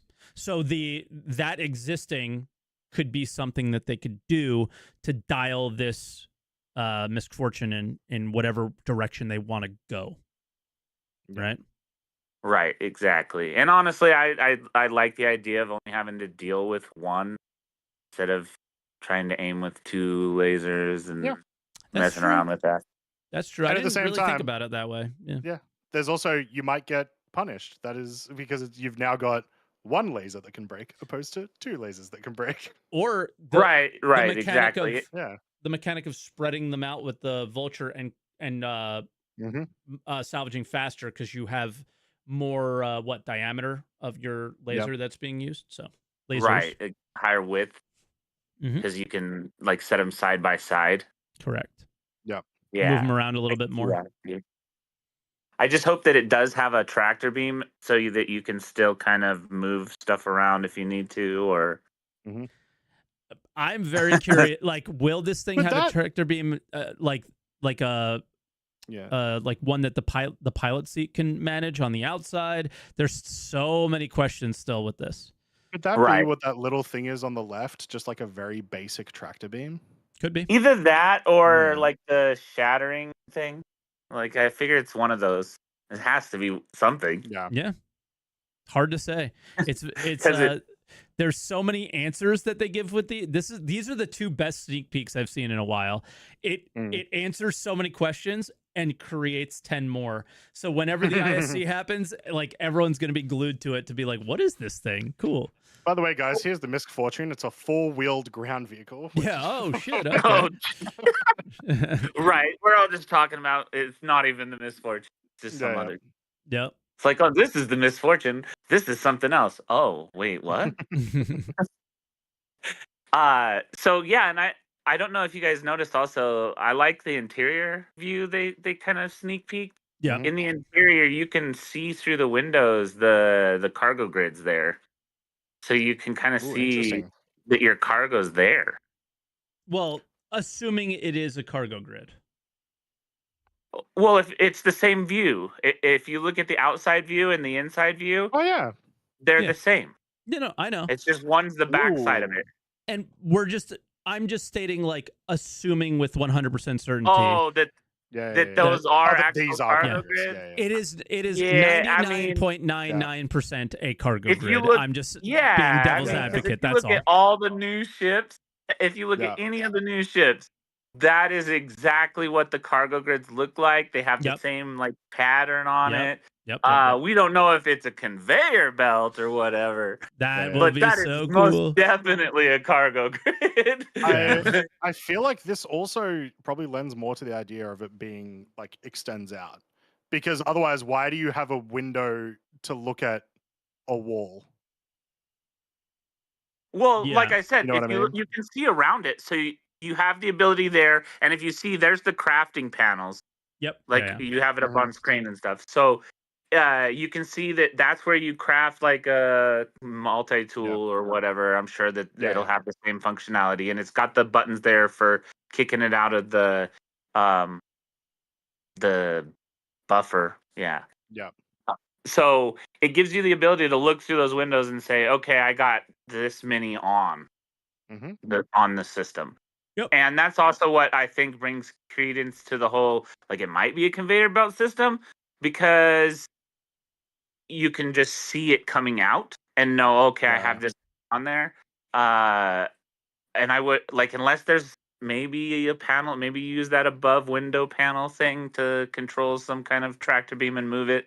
And this is a 2-person ship and it has to be 2 people.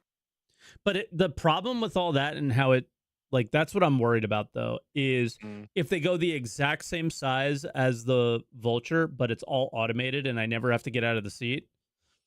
Right. Then it's that's better than the enough Vulture. of a difference It's to just so make much use better. of it, Right? Yeah, to make it to where it's like, that's okay, I'm trading in. Especially if it's in like a cheaper price point. Yeah. Which, doubt. I hope that it's not, actually, because I want to upgrade my Vulture to it. So as does everyone, because it's a better Vulture. You're 100% correct. Exactly. So we'll see where they go with it. But again, I didn't think that some sneak peeks like this would be so kind of cool and conversational and telling. But I do think, you know, we have not had a lot of these career types been put in the game, and mining's been cool, but mining's gone through its growing pains, and it's still not in a place that I think anyone's super happy with it yet. But a lot of people really like salvage. It's the simplicity of it is nice, and the ability for it to get complex is even cooler. And the I just think they hit home runs kind of with salvage, and they have a lot of opportunities to make some cool ships with it, and I hope this is one. Yep. Right, I hope so too. So what do you guys think? Do you think it's going to release Stella Fortuna just because of the name? When is that? It'd be funny. It's St. Patrick's Day, March. whenever that is. March? Yeah, I think it's coming within the next, like, this is we are in our full marketing swing with this ship. So I think it'll be one of the first ISCs, and it'll come with the 0.1. They do also tend to release a ship in January or February. So like, they need to make money. Slot it in, yeah. I could see that too. Yeah, it's gonna. I guarantee. It's not I will say. I from last guarantee year. you We're it getting gets a ton of paint. ship sales. Oh yeah, I that's guarantee what it I'm gets a saying. Stella It's Fortuna paint for sure. No matter what, ridiculous. it's going to get a Fortuna paint. And if they don't, then that's just silly, because the name, it's like, okay, it's the Misfortune. I'm gonna add something on top of this. This motherfucker better be able to use all my prospector paints. Hopefully, is the it does look a. It's a whole different. How different is the hull? Right? Because, like, as an example, like the Raft and the Mole are supposed to be the same platform. They've got a lot of stuff different with them. They are different hulls. They can't use the same skins. To be clear, I doubt too. I see everyone going doubt, no shot. Yeah. I also doubt. It'd be cool. But that's what I want. Okay, I can pray, I can want, but I know it's not going to happen. But I still want it. I think it also helps. A lot of the prospector skins are like pretty basic for the most part. You need to relax. You need to relax. Okay, because my icebreaker and the winter one with the white and the blue, you need to relax because they slap and they're awesome. I'm not saying they're bad, okay? Mike. I'm saying they're basic, so they're probably your mouth, very sir. easy to transfer. Oh, those are like my favorite skins in the game on any ship. Yeah, I'm sure it'll get one no matter what. Yeah. You know what I'm saying? Because next year rolls around, it'll probably be one of those ships that gets a paint if it's anything like any good at all. Yeah, because that's usually a popularity-based stuff. Yeah. So sorry, just quickly, someone in the YouTube chat made a really good point, which is Lunar New Year is about good fortune. Duh. So maybe they do it for that. Red paint incoming. Yep, totally forgot. Somebody mentioned that in my chat when we were talking about it this week too. When does that start? That starts that's beginning February. Yeah, late Jan, early Feb, usually. It is Wednesday, January 29th this year. It starts. Okay, cool. So that is when the ship releases. Probably, yeah. There you go. So it's not a salvaging ship. It's actually an envelope collecting ship. Yes. Oh my god! It's a mail truck. Oh, that's what it is. It's literally a mail truck. It makes total sense. I'm so into that. Yeah, 100%. That's so I can funny. dig it. Yep. So you guys were talking about like how pyro doesn't make sense financially, economically. There's a lot of problems with the economic. Well, see how I see it is that'll maybe make more sense when they get in the main story quests and we start seeing these overarching guilds, because I think that's where the real money flows from when we're doing missions and all these things, to make sense of why we get paid more in pyro and have the danger pay. Is the money's not really coming from pyro, it's coming from these entities that exist in all the systems. Yeah. Well, okay, so there's one. Headhunters don't, Citizens for Pyro don't. I'm confused. Right. Well, right. They run the stations. They got to have some money. They're a gang. They sell drugs. They do these things. The thing that I was going to say is they sell a lot of black market stuff. Yeah. So that's where all these military components and stuff are supposed to be coming from. Yeah. Right. But the issue that we're talking about, just to differentiate what you're saying versus and like maybe misunderstanding us, is I'm selling RMC there for the same price I'm selling it in Stanton. I'm selling that stuff needs to change. Yeah, that's my issues with it. Is it's a lot less the missions, because the missions should not be the center of the gameplay in the game. It is the sandbox elements of the game is what makes zero sense. And I agree. Because it doesn't make sense for me to go to Pyro and sell RMC at a rate that's the same as in Stanton.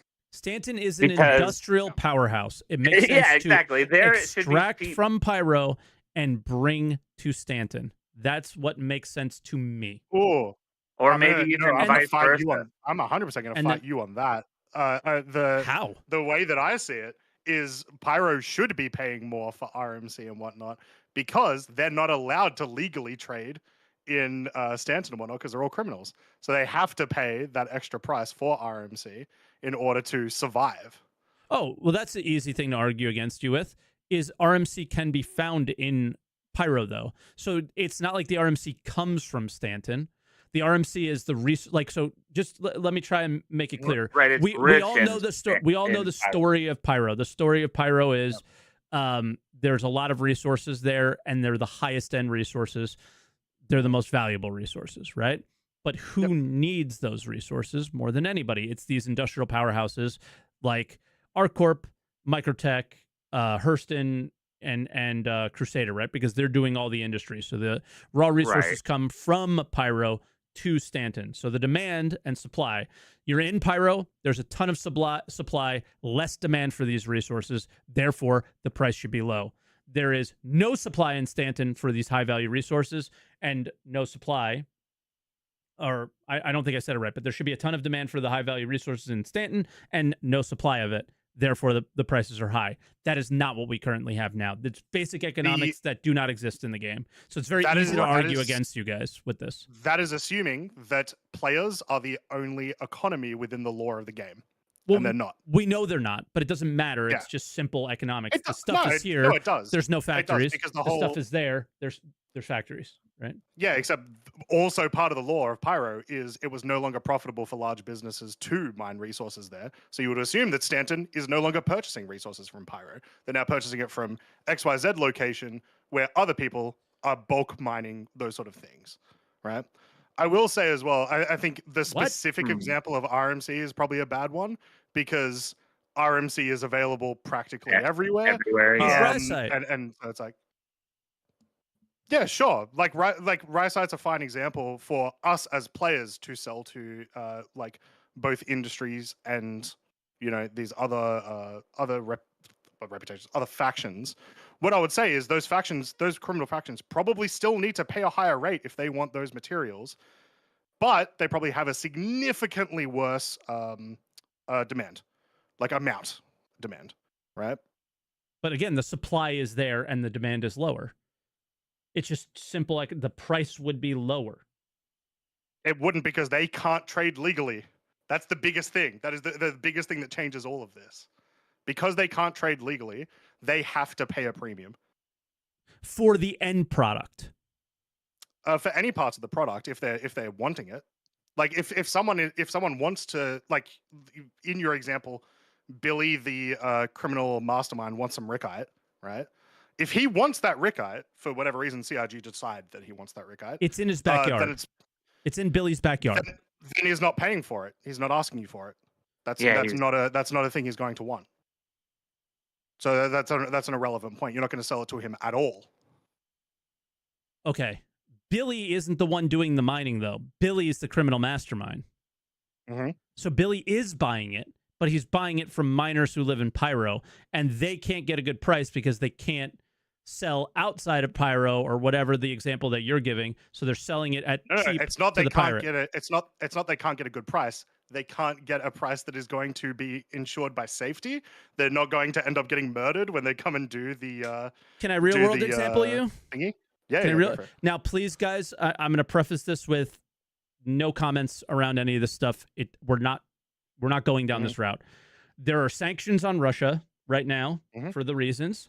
And what's happening right now is there's a bunch of ships, because of all the research that I was talking about earlier, there's a bunch of fuel ships out in the middle of the ocean somewhere.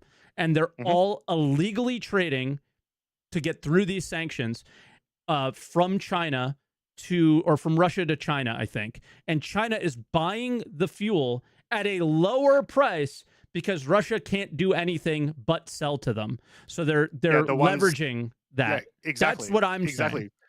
Because Russia can get the price there because there's no sanctions. Like in your example, Russia is not getting a good price because they can't sell it. There's no competition. They are getting their only price, which is lower than the market price. Understood? Yes. That's what I'm trying to say. But the example that you're using in Star Citizen, we have a choice. So that doesn't, the analogy doesn't really work there. We have the choice of we're still allowed to trade with either of these people. We aren't sanctioned. We're fine. No. So we trade. We want to trade with whoever. Well, one of two options: either whoever gives us the best price, or whoever's not going to murder us when we try to sell the items. Right. I know I'm right here. I know I'm right. I know I'm not crazy. I know I'm not crazy. I know I'm right. Crazy. I know it's like simple economics. This is crazy to me. Supply and demand. We can all agree that we want variance. That we want the economy to ebb and flow. We all want variations. We all want the economy to change in Pyro. The only thing I was fighting against is I look forward to the day when I go to Stanton and I can get stuff there cheaper and go to Pyro and sell it, get stuff there cheaper and take it to Stanton and sell it.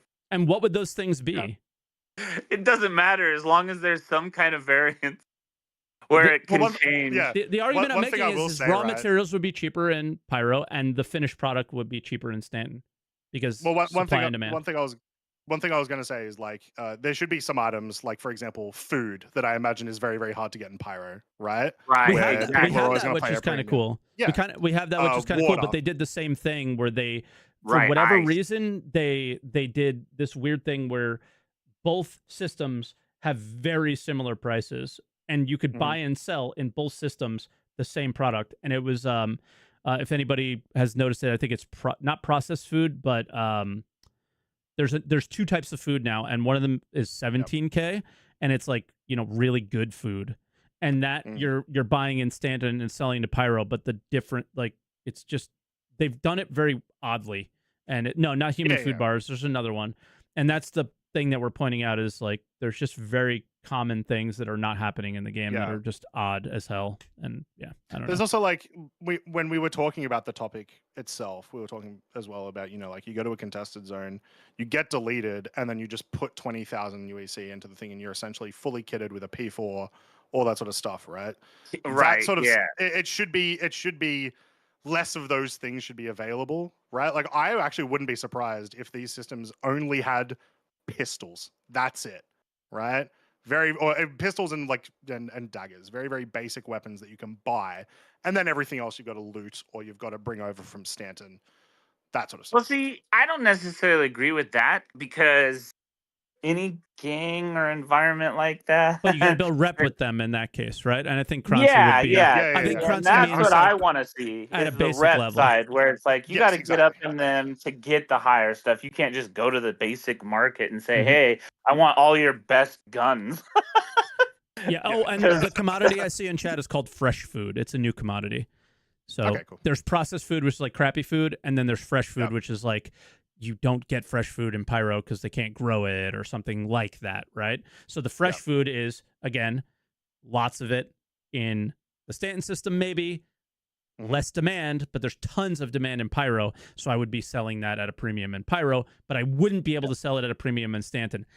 My argument right now is I'm able to sell it at a premium in both places. Yeah, that's for sure a problem. That's what I'm trying to say, Croncy. That was the argument I was making. Regardless of law economics, which we got very deep into, they need to be different, straight up. Yes, that was my argument, and that's what I was trying to argue. And as usual, I'm very dumb and don't know how to make my point very clear. That was the point I was making. There is stuff that is in Pyro that is not in Stanton. There is stuff that is in Stanton that is not in Pyro. But the current way they did things is both things are there at shops, and both things sell and buy for nearly the same price. Yeah. It's goofy. So you know what I do want to see now, though, Mike? I've gotten a little obsessed with this one guy who does these YouTube videos of like the economy of Mario's Island in Mario Sunshine. And please link me this channel. It's so good. It's so good. And so I just want that for Star Citizen, to someone just go around to all the NPCs, try to find out who's employed, who's not, and all that stuff. Anyway. Good luck with that. It won't make any sense. Right. It doesn't. Yeah, not at this point. No way. Yeah. So sorry. That's what the point. Yeah, we took up a lot of your time. No, that's okay. It was a good conversation. I like listening to. The only other thing is, 4.01. I like it. It's the only thing I've been able to play because unfortunately, I had a weird series of events in the actual game, and I was switching servers. I had bed logged. My team blew up my ship, and as I was signing in, and then the server black screened, and now my account's just literally broken. Yeah, so I've only been able to play 4.01 for the last couple weeks. And honestly, I like it. I think that it's pretty good. I don't know what else to say about it, really. There's still a lot of the same stuff that was in the main game. Sorry, we're sharing the economy videos in the chat. I'm clicking them. That's okay.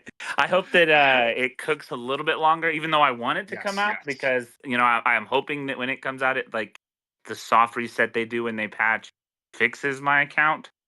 It could. Yeah, that's what I'm hoping for. But also, I still wanted to cook because, like I said, I've played it, and there's a lot of the same stuff still happening. So, all right. Well, we got a ton of people anyway, and we went on hard on the economy for a while. So, yep. Well, it was great being on here. Hopefully, I'll hop on again sometime. You guys have a wonderful day. It was awesome. Yeah, Thanks for the call. Great first call. Yeah, man. Thanks, Croncy. Thanks, SaltEMike. Catch you. Take it easy. Bye, guys. Upcoming video: SaltEMike and Croncy discuss the Star Citizen economy, or the global economy, like where we went for a little while there. But again, I've been doing so much research, so that had come up this like illegal fuel sale, and it was like, oh shit, this is crazy. So yeah, it was. I found those videos to be incredibly interesting. I didn't know fuel ships transferring fuel to each other in the middle of the ocean with just some tubes and stuff. It was neat stuff. So I found it super interesting outside of all the political bullshit I don't care about. I just care about the ships. But Clever Classic Bard, Mike always only cares about exactly. The I'm a Star Citizen fan. What do you want from me?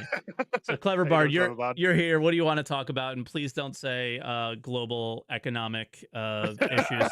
No, I'm from more of like an independent industrial background with commercial fishing. So there you go. I've seen a lot of that where you got like massive processing vessels that take independent fisheries. Talk about cargo space and stuff. Look up 32-foot commercial vessels with like 6 holds, and it's take a look at that, Mike.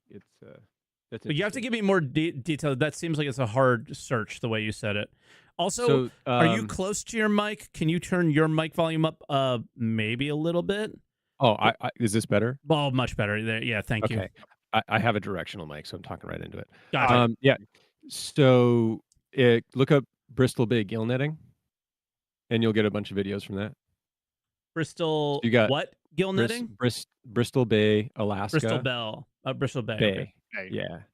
So it's 32 foot is the maximum size of the fishing vessels, and then we offload our catch in these brailer bags that hold 1,000 pounds. So it's like 1 SCU basically, and you have to keep the fish floating in the hold in cold water. So one of the things that drew me to Star Citizen is like cargo, and then specific conditions for cargo is like very near and dear to my history there. So yeah, you might like this video that I'm doing, but this is also good for that video as well.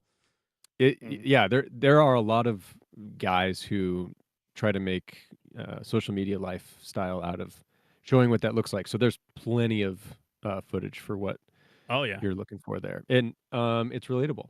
Like one of the things I wanted to talk about is just sticking with the theme. What is the new year going as we would have expected it? And I think it is. We don't know what it looks like to decouple feature development from content creation so far. So I mean, this is just trying to get 4.0 stable. This is not that. This is not that. So I'm really looking forward to what that looks. I'm really looking forward to what that looks like. But I think listening to all the other people talk, compartmentalization seems to be the theme. Whether you're talking about the economy, whether you're talking about industrial ships that they're making, it seems like salvage is salvage, and we're not going to have like a salvage and mining ship, right? We're compartmentalizing, but that creates synergy. So it's kind of a paradox, right?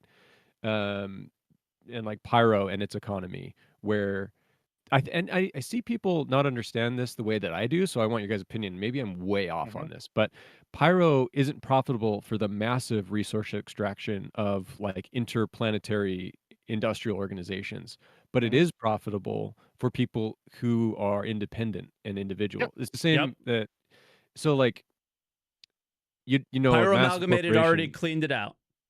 They cleaned it out from the types of things they could clean out. Exactly. Yeah.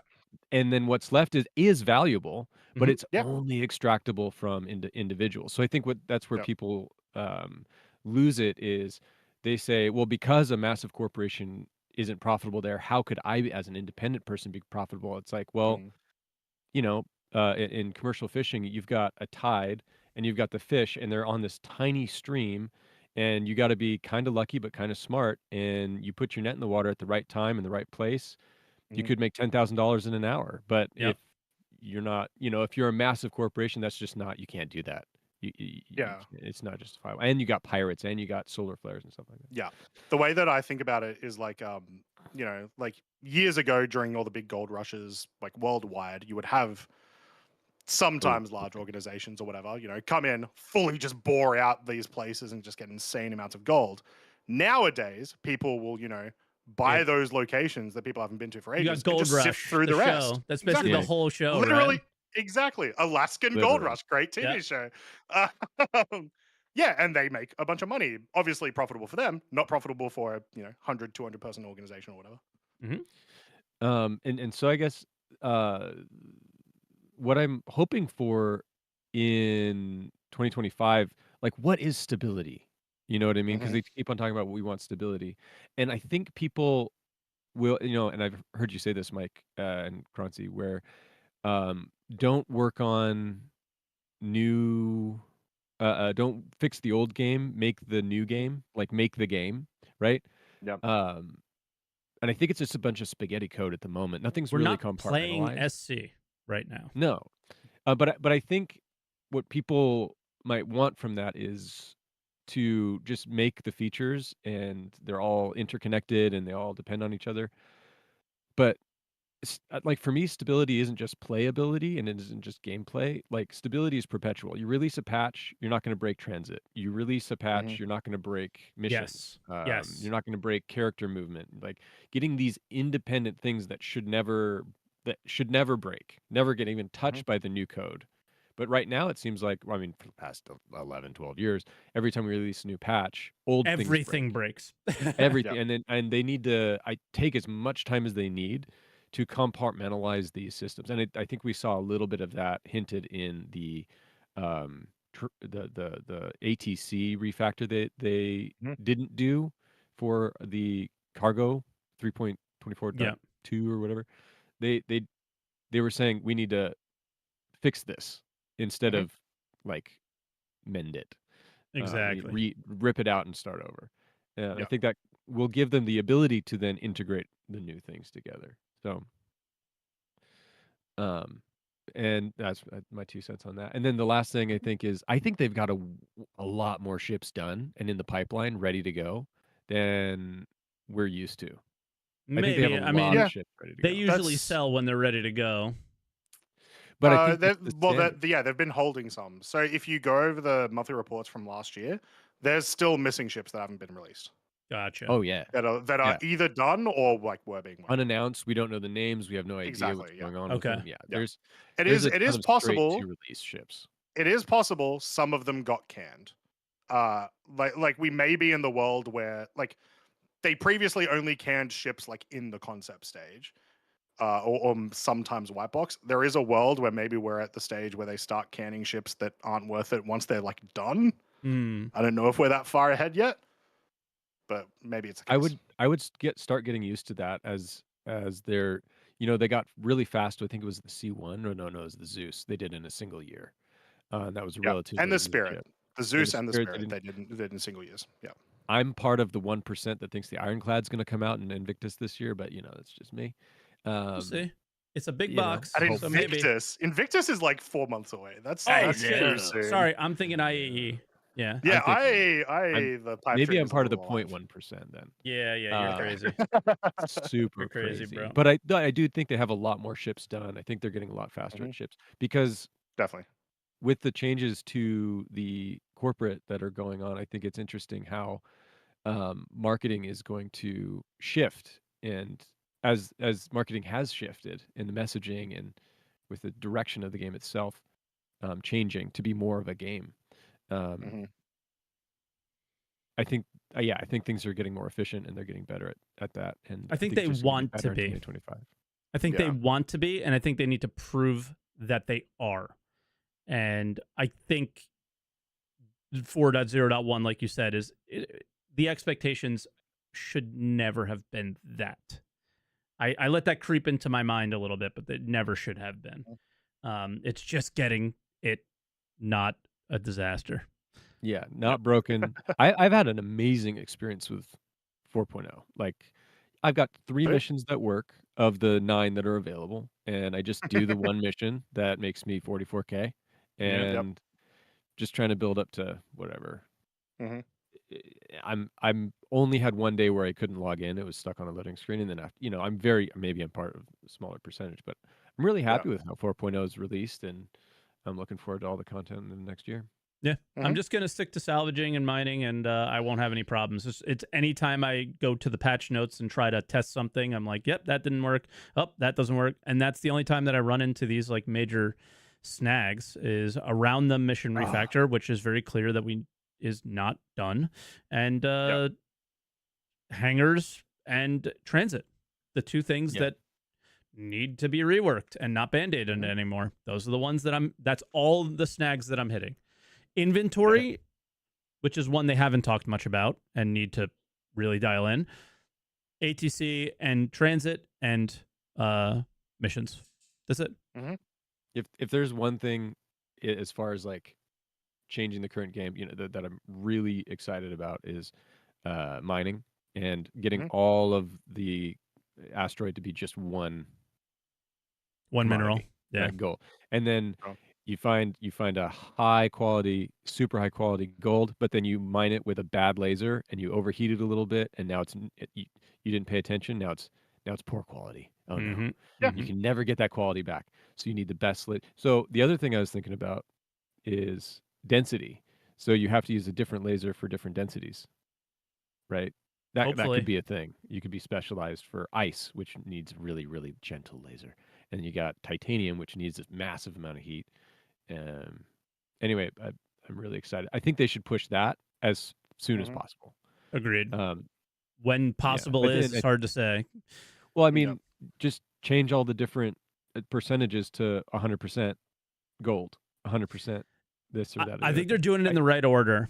Engineering first, that makes that have the depth. Like, so simplifying mining to the one mineral and then having engineering as your tweak to add depth to it, I think would be, and it feels like that's the direction they're going in, and it feels like that's the right, the stepping stones.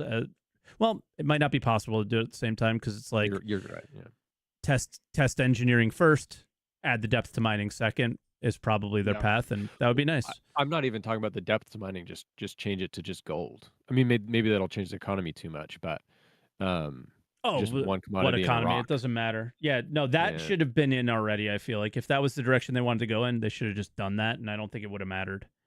Yeah, I think it doesn't really matter as far as like a lot of the other mechanics. Just change the percentages to 100 and then populate the asteroid belts differently if you want a different population. But to be clear, that didn't get in time for Stanton, so maybe there wasn't enough time to actually do that for 4.0.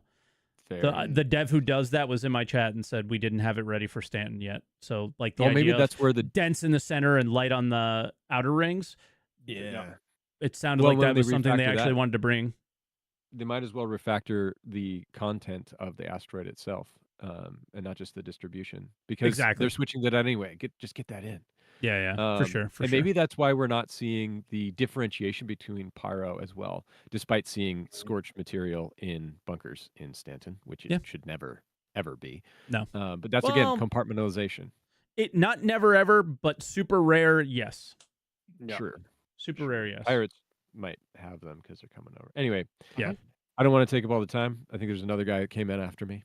But, enjoy your Sunday, guys. Thank you, and good call. We enjoyed it. Yeah, thanks for calling in. Catch you later, Clever. You want to do one more call? Yeah, one more. Let's do one more. Because you already ruined the schedule. You literally. Do you hear this? Me and my wife were like, schedule noon. We get off every day. You are literally already ruining the schedule. All right, we'll do one more call. One more call. All right. He was busy losing at AC. Yeah. I'm sorry. Now the dog is here. So Ramzucci, hello. Hello. How are you? Rams? I'm good. How are you guys?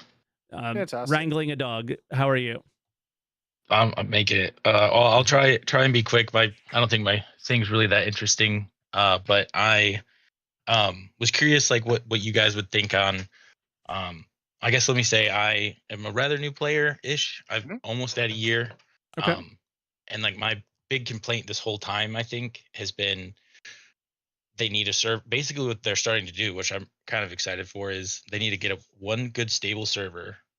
Because I feel embarrassed to bring new people here. I feel embarrassed to like invite new friends. You shouldn't be. To show them this mess. Like, as in, you should not be inviting your friends to play something that isn't a video game yet. Yeah.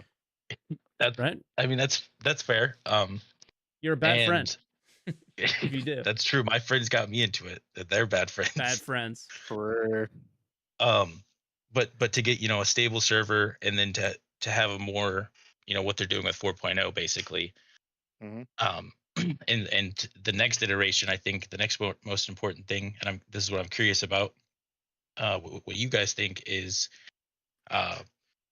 bringing in missions that add content for everybody, that would be simple to add into the game. And that would be things like, I'm abandoning my ship.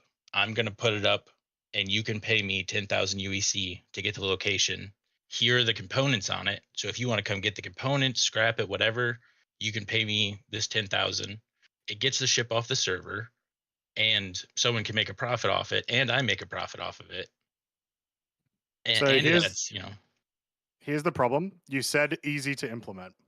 Nothing is. Yeah. Okay, that's fair. It seems easier than like adding a big complex thing.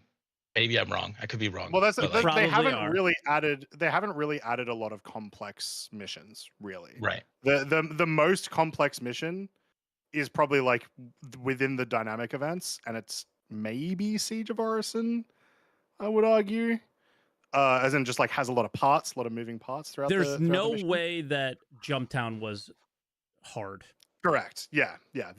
Something like Jumptown is easy because it's just spit this out. We have a buy and a sell. That's it. Right. And the only marker that has to work is where Jumptown is. Yeah. And as part of that, buy and sell is a mechanic that already exists for other like commodities. So the only once again, the only new thing, big, massive quotation marks, but the only new thing is just spit out the box, right? I want to point out, though, what you said is a no-brainer in terms of like what would be a good sandbox mission to be in the game. And that's sort of like a thing, Mike was talking about earlier, less missions, more sandbox. You can combine them. You can make missions that are sandboxy. But yeah, we all want that sort of stuff to be in the game for sure. So I think they can do that stuff eventually. That the specific example you used, I think that's a little bit more complicated than you might be giving it credit for. Yeah, I guess the more that I think about it, that makes sense with like, oh, you got to have a marker in this random point in space, and there could be 10,000 of those. Yeah. Now all of a sudden, I wasn't considering that before.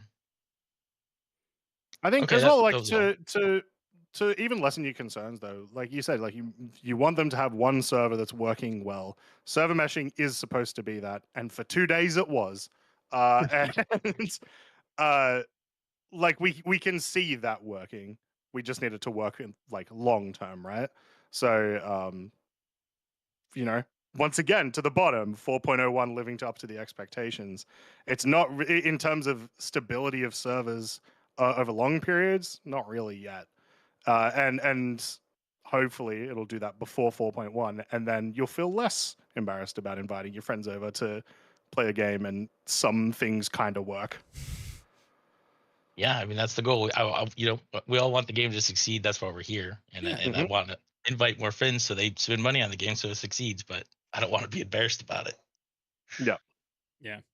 I want to wake up every day and have a list of things to do, and what prevents me from completing them is there isn't enough time in the day.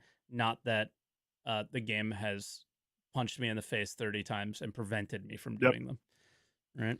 I want to be able to go to my work, which is full of esports producers, esports pros, massive gamers and all that. And then when I say I stream Star Citizen, for them to have any other reaction than, yeah. Exactly. Yep. And I don't know if that'll ever happen, but it'll be sick if it does. Damn right. We're all kind of just waiting around hoping. That's all there is. Can't do much else, right? You can keep giving feedback and just.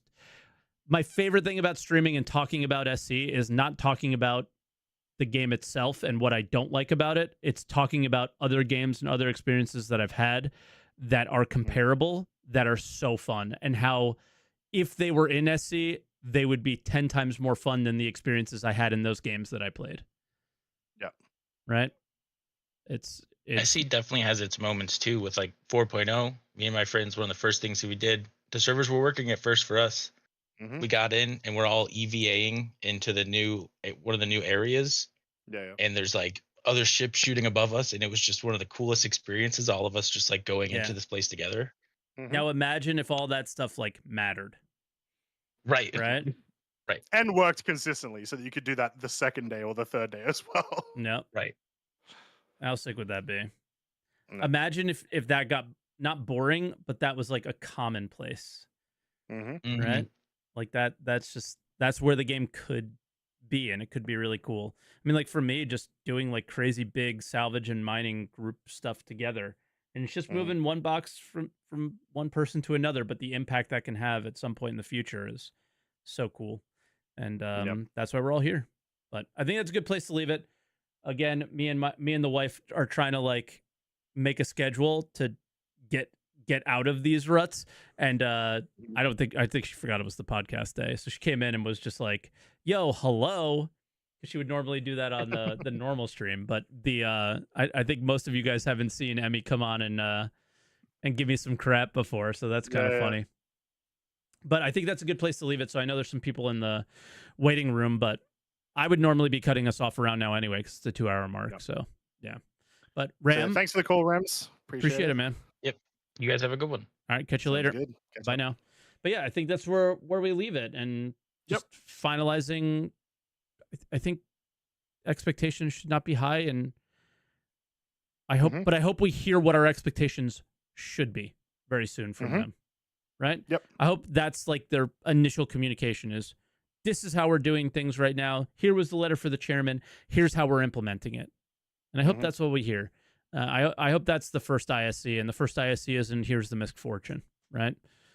Or a combination of the two. It'd be okay if it was both. It might be, but we'll see. And like set the tone, right? Because the tone is not good right now. Yeah. And it's okay that it's not good, but set the tone. Well, it's a much rougher start to the year than we were feeling last year.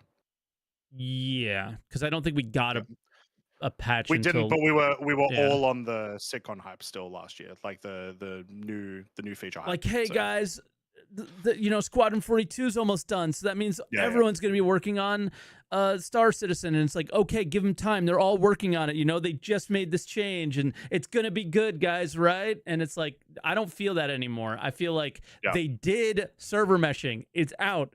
Make it good now. It's not even like there's no more excuses. So it's just like, let's hear what you got. And I don't know. I think it's a good place to leave it. And you got anything else you want to say before we say goodbye? Make sure to subscribe to the Answer the Call channel right below there. I reckon we're going to try for 20,000 this year. That's my high goal, 20,000 subs on the Answer the Call channel. So make sure you guys sub. Also follow myself and SaltEMike over on Twitch. We stream on here, YouTube live if you're watching the VOD, but also on Twitch at twitch.tv/SaltEMike. Join the Discord. The links are everywhere. Become a member if you want to give us some free money. And don't forget to answer the call. Also, we'll do merch very soon. You and I just have to talk and get it set up. So there's that as well. Yep. Don't forget to answer the call.